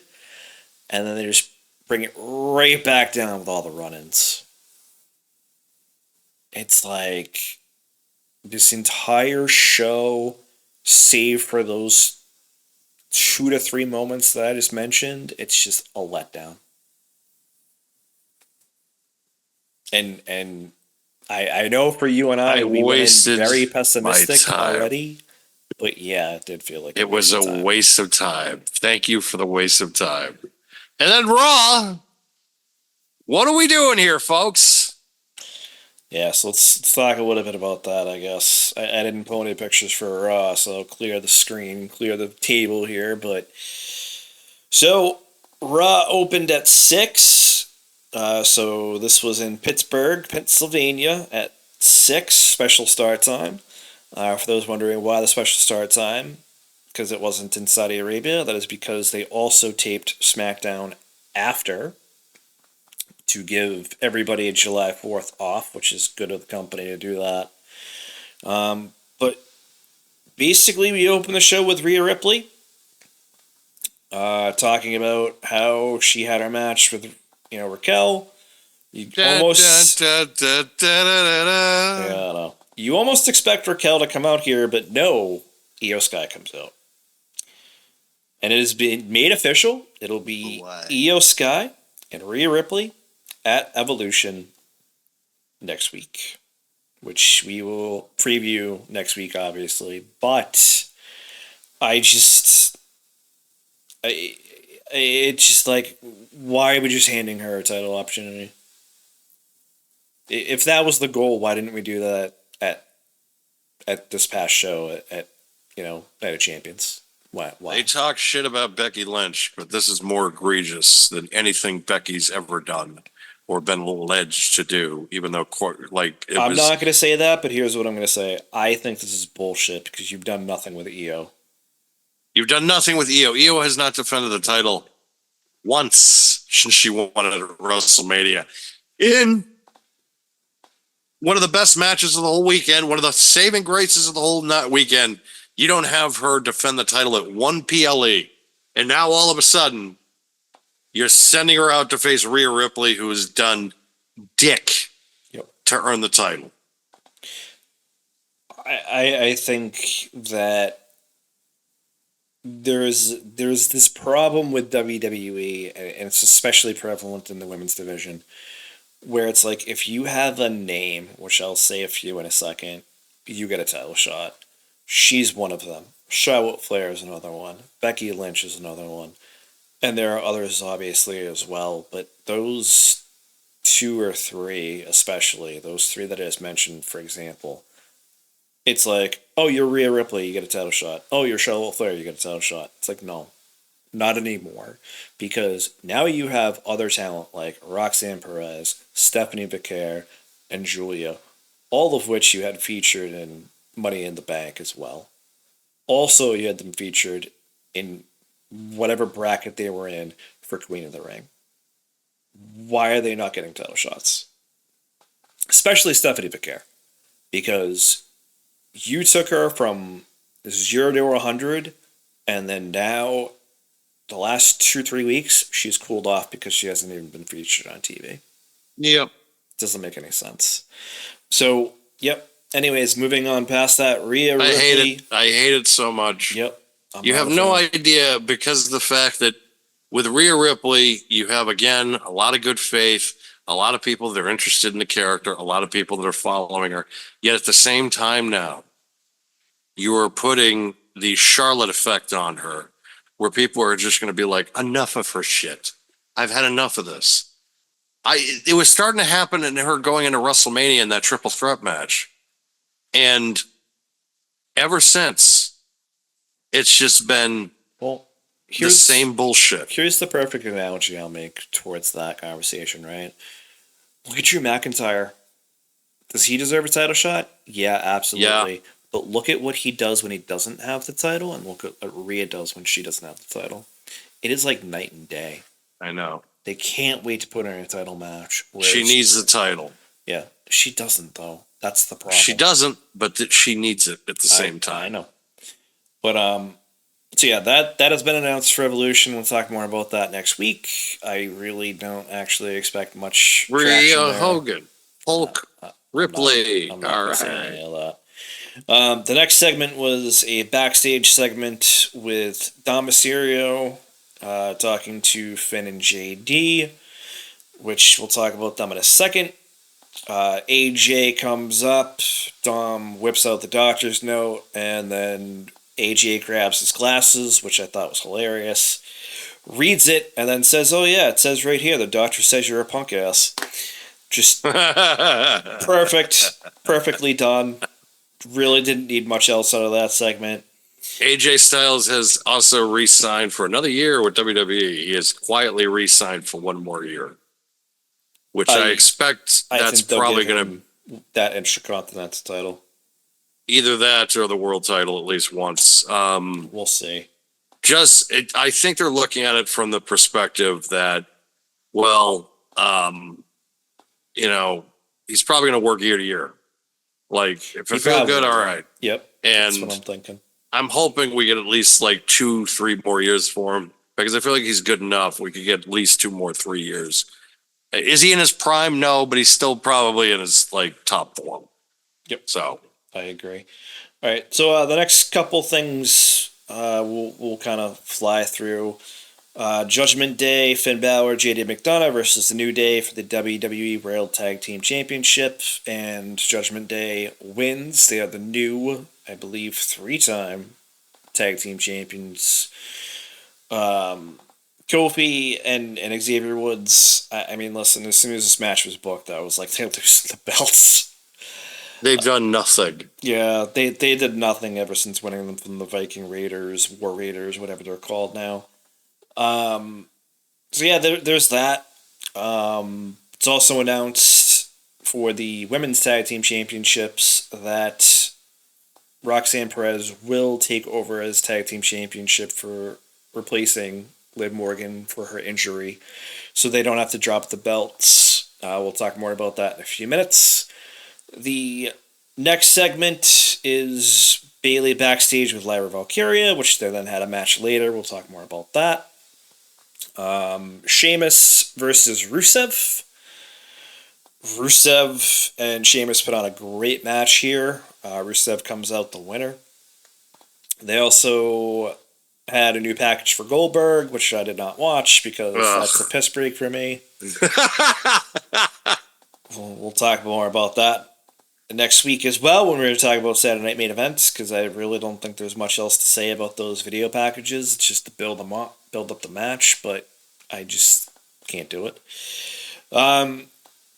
So let's see what else here. All right, so this is where we'll talk about Raquel and Roxanne a little bit. So it is announced that Roxanne will take over as tag team champion, as I said, for Liv Morgan. They will face a tag team from Raw, a tag team from SmackDown, and a tag team from NXT to try to retain those titles at Evolution. Okay, which automatically is like, well, who are the tag teams? Because So, it's been spoiled online. I don't know if this is confirmed or not, but as I mentioned for this show, SmackDown was taped after. I heard that the SmackDown team might be Alexa and Charlotte Flair. I don't know if that is confirmed. what? Well, they've been teasing something. So, I mean, I'm Not that. It is Not weird. that. It is weird. I mean, I don't know. I don't know if it's confirmed. We will find out when we watch SmackDown. Trust me, I love anything Lexi's in. She's my girl, but It's just weird. It's a weird team, I know. it's very weird.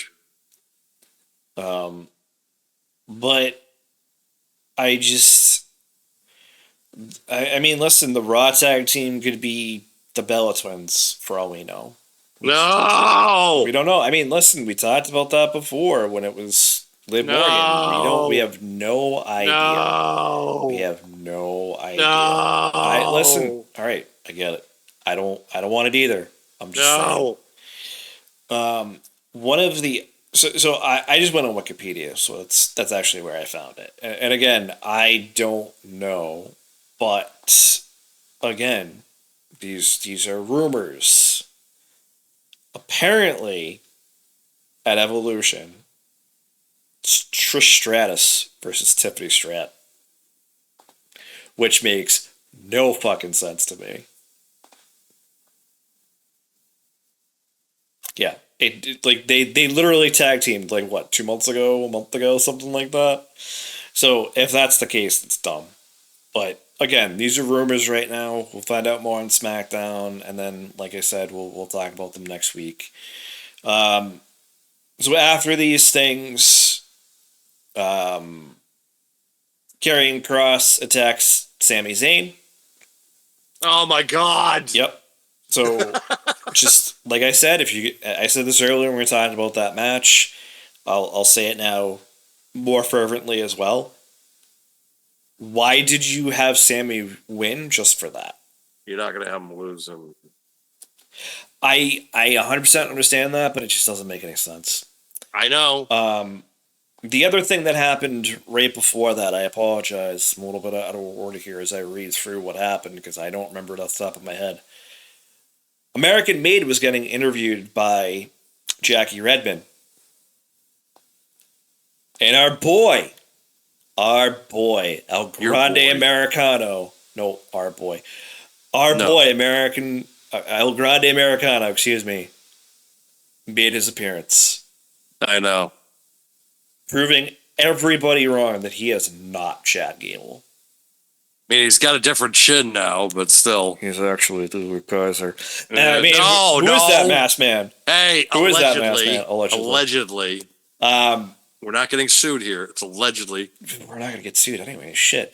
I think it's hilarious. I don't listen. It's speculating it's him. I have no idea. It's potentially him. I don't care. I think it's hilarious. If this is how you're gonna get him back on TV, at least to start, I'm completely fine Put with a it. different person under the mask. That'd be funny. Like It every should be a week. different person every week. Exactly. Yes, it Yeah. should. Like I'm like 1 week it should be like it's just a different person every week. All right. So from there, this is I'm just gonna say it this way.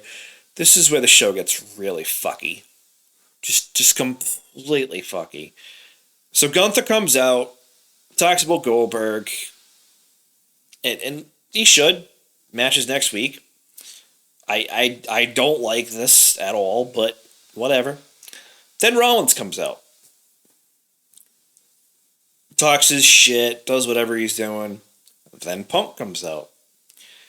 Chases him back up the stairs. Punk stays in the ring. As Punk turns to leave, Gunther grabs him. Punk pushes him down to the ground, which I thought was hilarious. I don't think that was meant to happen. You could tell on Gunther's face, he's like, what the fuck? Punk tells him, mind your own business, basically. As Rollins is at the top of the steps at this point, mouthing off, LA Knight makes his return after a couple weeks, hit him with his popcorn, and they brawl back out to the mezzanine. And then it's announced about 5 minutes later that, hey, Seth Rollins versus LA Knight at Saturday Night Main Event.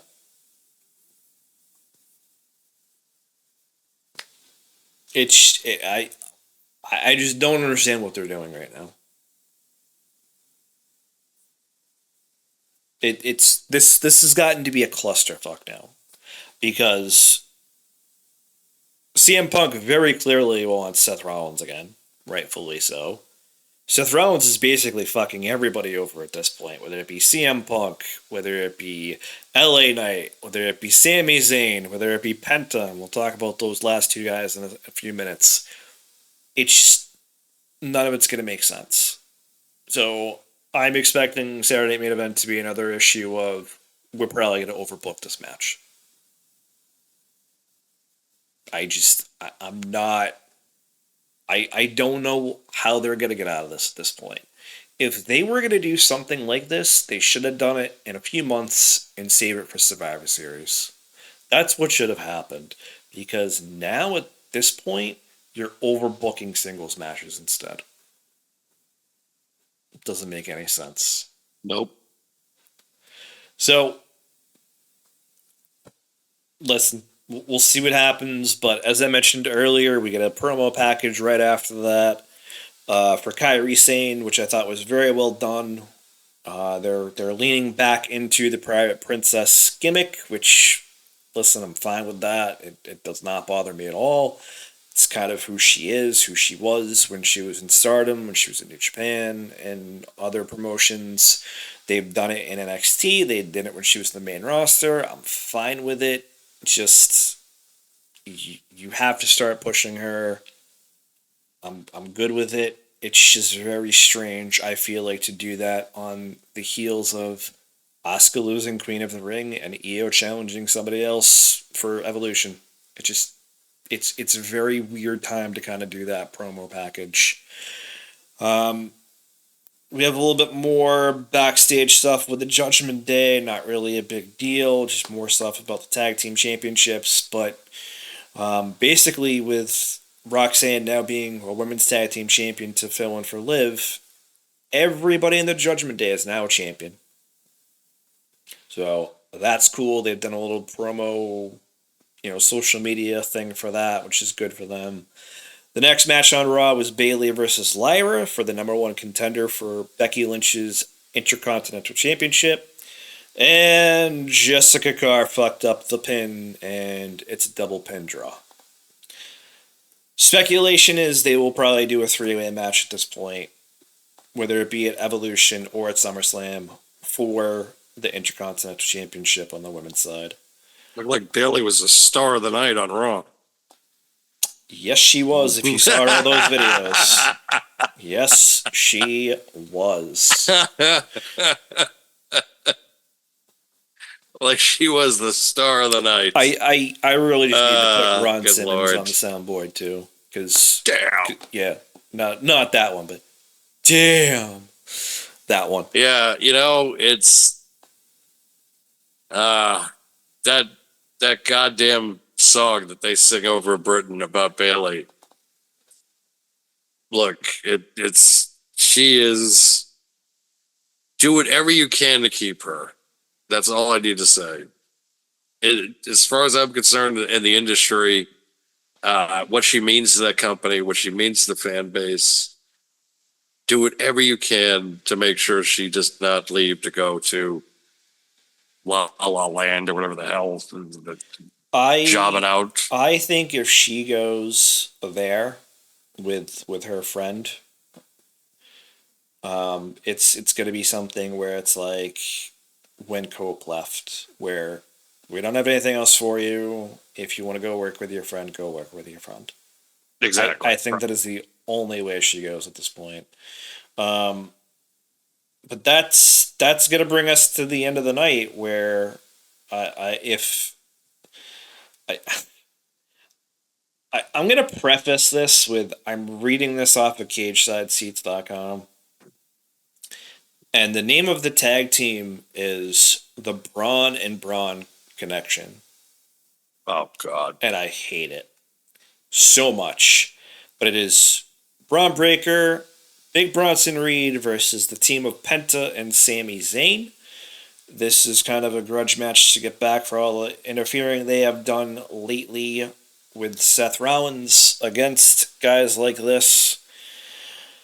But it is Braun Breaker and Bronson Reed defeating Sami Zayn and Penta.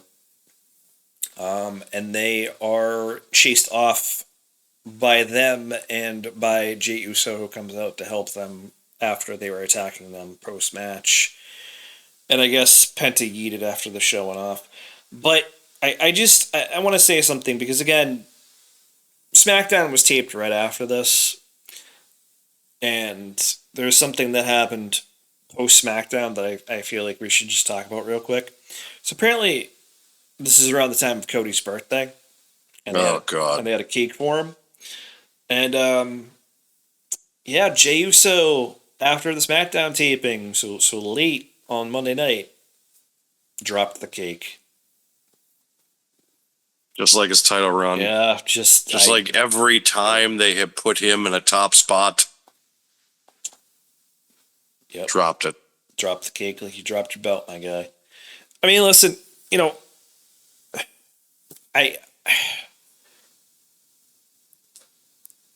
one of the biggest gripes that I had that I didn't really talk too much about, obviously, is this build for Evolution. So we talked a little bit about Rhea. We talked a little about the tag team. We talked about other potential matches or team-ups for, like, the women's tag match, because that'll be interesting.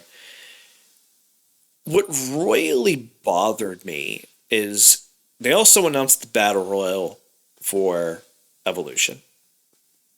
Mm-hmm. I don't think they've announced one person for this.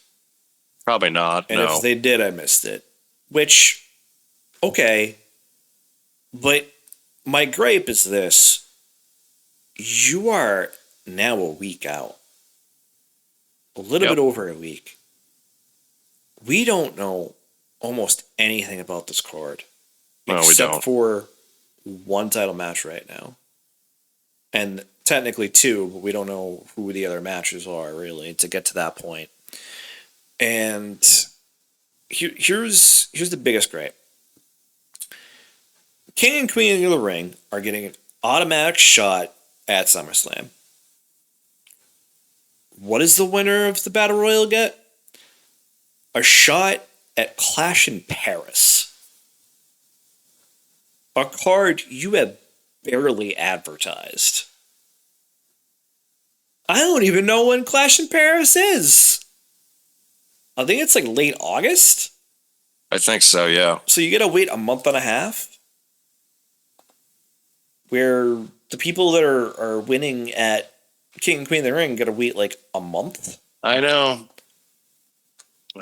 It's I don't understand.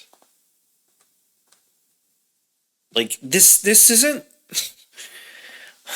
this isn't the Royal Rumble, and Clash in Paris is not WrestleMania.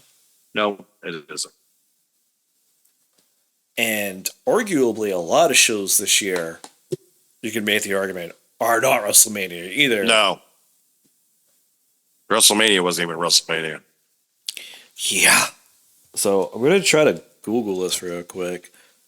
Clash in Paris. Let's see if it actually has a date. It says August 31st.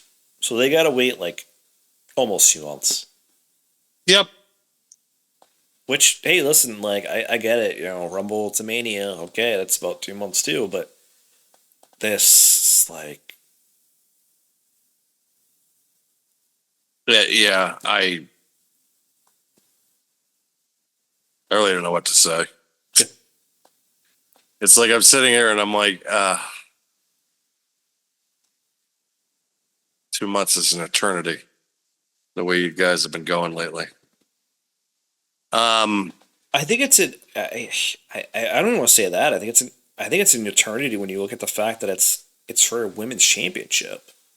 Yeah.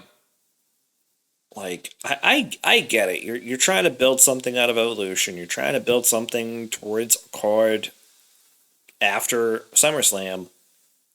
I don't feel like this is the way to do that. No. I think it should be for a match at SummerSlam. Because then you have a 3-week build to build something out of that. Not 2 months. And to be realistic for a second, you have this match with Io and Rhea. Are they then going to have a match against somebody at SummerSlam? You have Jade Cargill and Tiffany Stratton at SummerSlam now. So does the person who wins have to face somebody on their brand? Can they challenge for either championship? Like, it was all left like very vague, I felt like, to the point of like, why even announce this? Like, I get it, you're trying to build up something for Evolution, but the reward is like, I feel like, just dumb. Like, have it be something for SummerSlam. Then you're able to book both your women's championships at SummerSlam. Goal. And if the goal is to try to incite interest into the Battle Royal match, it's like, okay, well, I'm already going to be invested in the match anyways. Maybe announce it after the match. And then it's just like, oh, cool, hey, you won for a reason. I felt like announcing it was just like this cheap tactic almost. Like, all right, cool. Clash in Paris. Yay. I don't know. Just another one of those instances where, Boring. That seems to be the word of the night. Like, it was the theme of Night of Champions. It was the theme of Raw. It seemed to be the theme of SmackDown. Raw was better than the PLE. I know. And Raw wasn't even that good. Raw frustrated me a lot. Like, I'm not gonna lie. Yeah. But it frustrated me less than the PLE did. I felt like at certain points that lying in a pool of my own, like a pool of a pool of toxic waste like Toxic Avenger would have been a better solution than watching that show. Like, I'm radioactive, man. My eyes, the goggles do nothing. And here's something else I'm going to say too. And looking at Raw and then looking at the card from the PLE. Start fucking booking Penta. Just do something. Like, Just do something. I'm Just, cool with him on Raw. Like, don't get me wrong, but like, put him on a PLE too, for Christ's sake. I don't know what it is sometimes with them, and what the hell's going on with his brother too. I don't know what they're doing. I wish I knew. You know, I didn't even want to watch that Netflix show. The one they got coming out with. They're looking at like the backstage. Number one, I hate it because of the aspect of it. Now we're just going to give, oh, I get to go know the creative guys. That's not going to go well for you. It's just not, because now there's a name and a face to the product.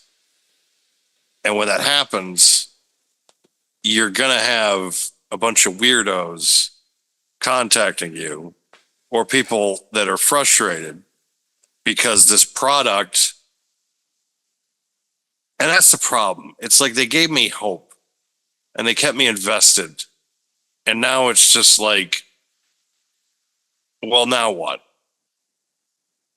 And I know they are trying, but at the same time, they are not trying. Or they're trying with the wrong people. Or the wrong faction. Or the wrong pairing. Like, can you tell I'm not happy with the Seth Rollins pairing, or the faction, or the fact that Paul Heyman belongs with CM Punk or Roman Reigns or just Braun Breaker. Or Bronson Seth Rollins. Reed. I'm fine with Bronson Reed too. Or I'm fine with Bronson Reed. Paul Heyman does not need to be with Seth Rollins. Seth Rollins does not need Paul Heyman. Well, so we didn't really talk about this, and I'm sorry to change the subject, but I think it's only fair we talk about this too. We talked only very briefly about the package. I was hoping to end this show so quickly. I know. Like, I just want to talk about this too, because it's this does lead into the frustration with the product that they have lately. Excuse me. And this is why I want to bring it up. I think we all know this is Goldberg's last match. I hope. Well, hear me out. It is his last match because they keep billing it as his last match. They keep billing it as his retirement match. They keep, do your air quotes all you want. It's in Atlanta. It's in his home. So why the fuck is it for the world title? Even Michael Cole has been saying it. He said it after they aired the interview again. Like, oh, his last match. It's great that his last match is going to be in Atlanta. Then why is it for the world title? I don't understand. If you're trying to build a mystique to a world title match, don't say it's your last match. Don't say it's your retirement match. You're killing all the mystique that this match would or should have, which arguably should be zero. I understand, but why bill it that way then? Why bill it as like, oh, it's just world title match, blah, blah, blah, blah. It's like, why? His last match against Roman Reigns a couple of years ago was his last match. That was also for a world title.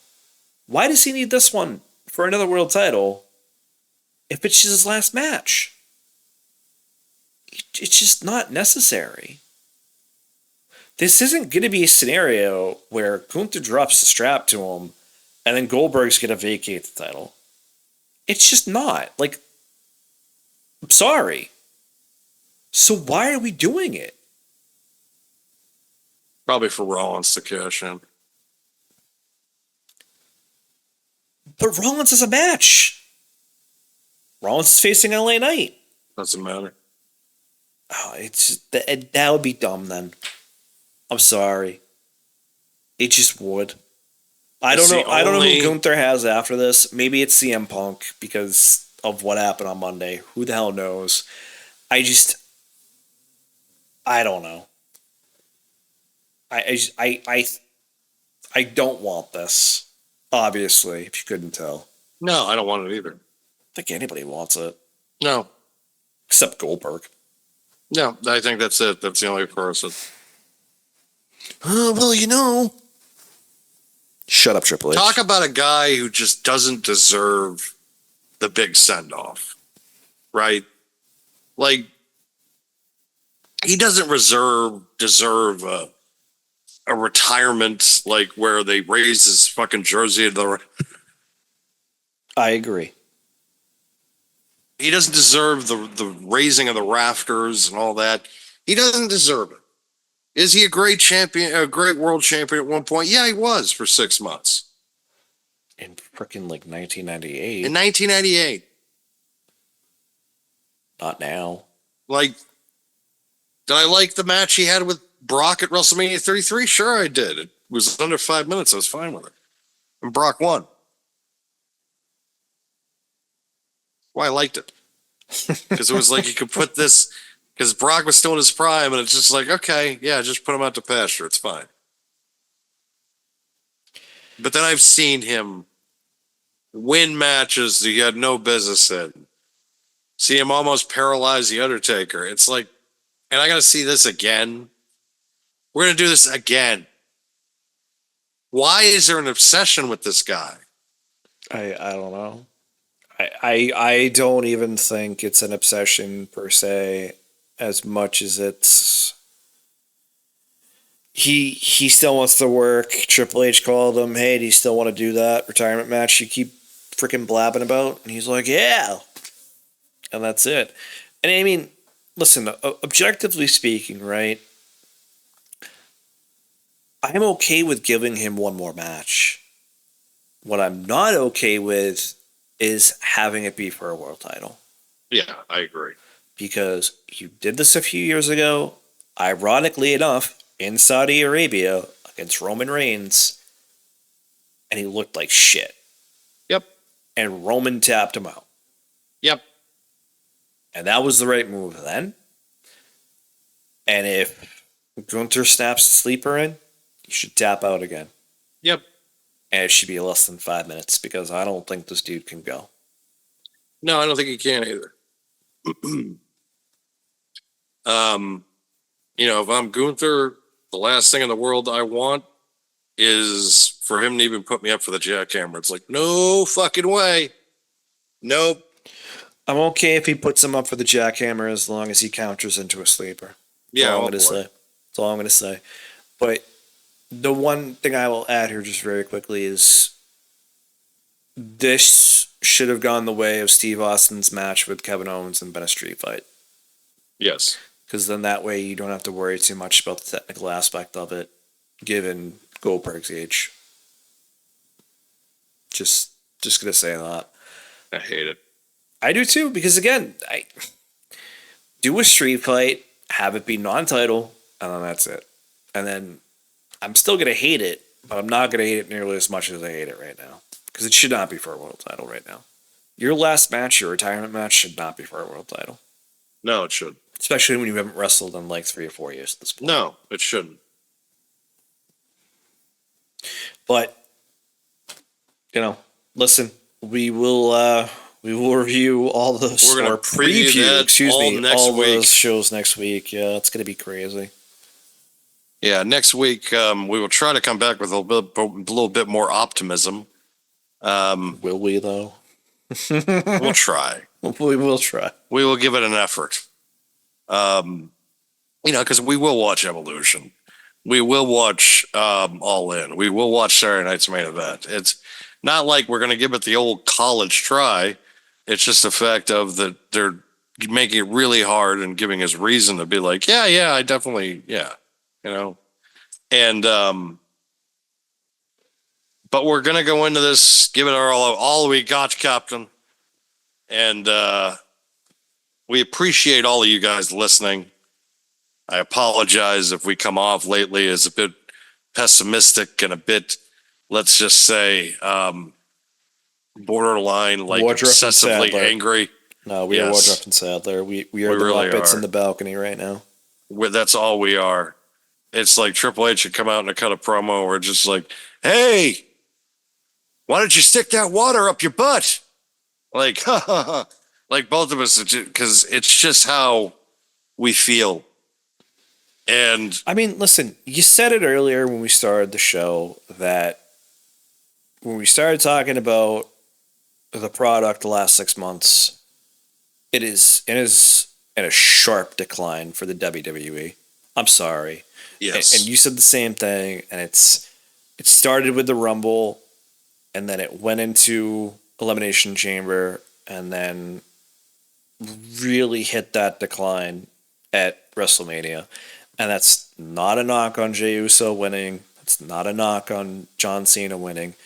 However, we did feel those were the wrong moves, especially in hindsight, looking at what either of them did with the world titles. John Cena still. John Cena, I will argue, has put on good matches since WrestleMania for what he is still able to do in the ring, which is, as I said, why I got pissed off at the WrestleMania match that he had with Cody, because it sucked and Cody had to carry the match. But even creatively, outside of that, it's not been good. And yes, they've been getting bitten by some of the injury bugs, like Liv Morgan, like Drew McIntyre, like Chad Gable most recently. And that's not helping them. But you still have other guys that can carry a show, and you are not booking them correctly. no, you're not. And that's, I think, our biggest problem right now, and why we have tried to come into this with as much passion as we possibly can. Do you have Well, anything Passion else? swings both ways. It does. We can get really passionate and really positive about it, which we have been in the past. I'd like to get back to that point. I'd like to be positive. I don't like to come in here and give you my honest opinion because, yeah, I've been extremely positive with the company when I feel like that they've got their mojo. And right now they don't have it. And it's been that way for the last 6 months. Do I think it's going to get better? Maybe when Cena's done, finally, we can forget about this. I feel like that's hampered their long-term plans because of the short-termness of, well, we only have them for a year, which I knew when they announced it last year. I'm like, this is going to fuck some shit up. Yep. And that's what it's done. And I feel like that hopefully the fog of this, once we get out of it, hopefully it'll get better. I can't guarantee it. I think that aspect will be gone, but who knows? I think with Roman Reigns having his sixth kid, there's a good possibility he won't be retiring in the next 2 to 3 years. It's like, fuck, that's maybe 5 to 7. I just, I'm not, because you mentioned this just a second ago about, when they can right the ship. And listen, again, we talked about this earlier about that open letter potentially episode of an open letter to WWE Creative. And I really feel that SummerSlam this year has to be special to get people reinvested. I agree. It just does. And if it falls short, and especially is the first SummerSlam at 2 nights, so it really has to hit.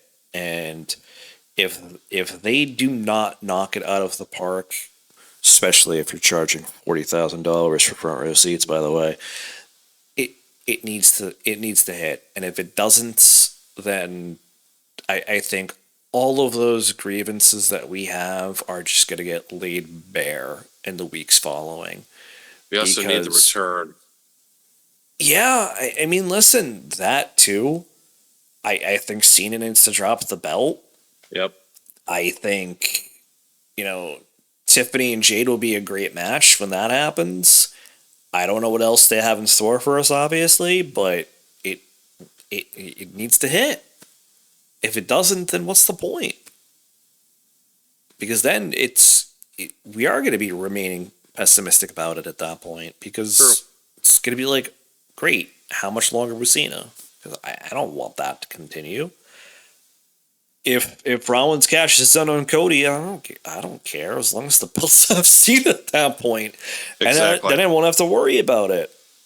But no, I listen, like, we'll review all 4 of those shows next week. We're recording this on July 3rd, so by the time you are listening or watching on Spotify, Apple, or Diamond Podcasting Productions on YouTube, we hope that you guys have a happy and healthy and safe 4th of July, if you're in the United States. And if you're not, still have a good day. Have a good weekend.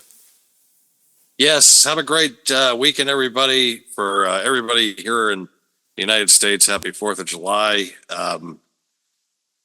And to everybody else, enjoy your weekend.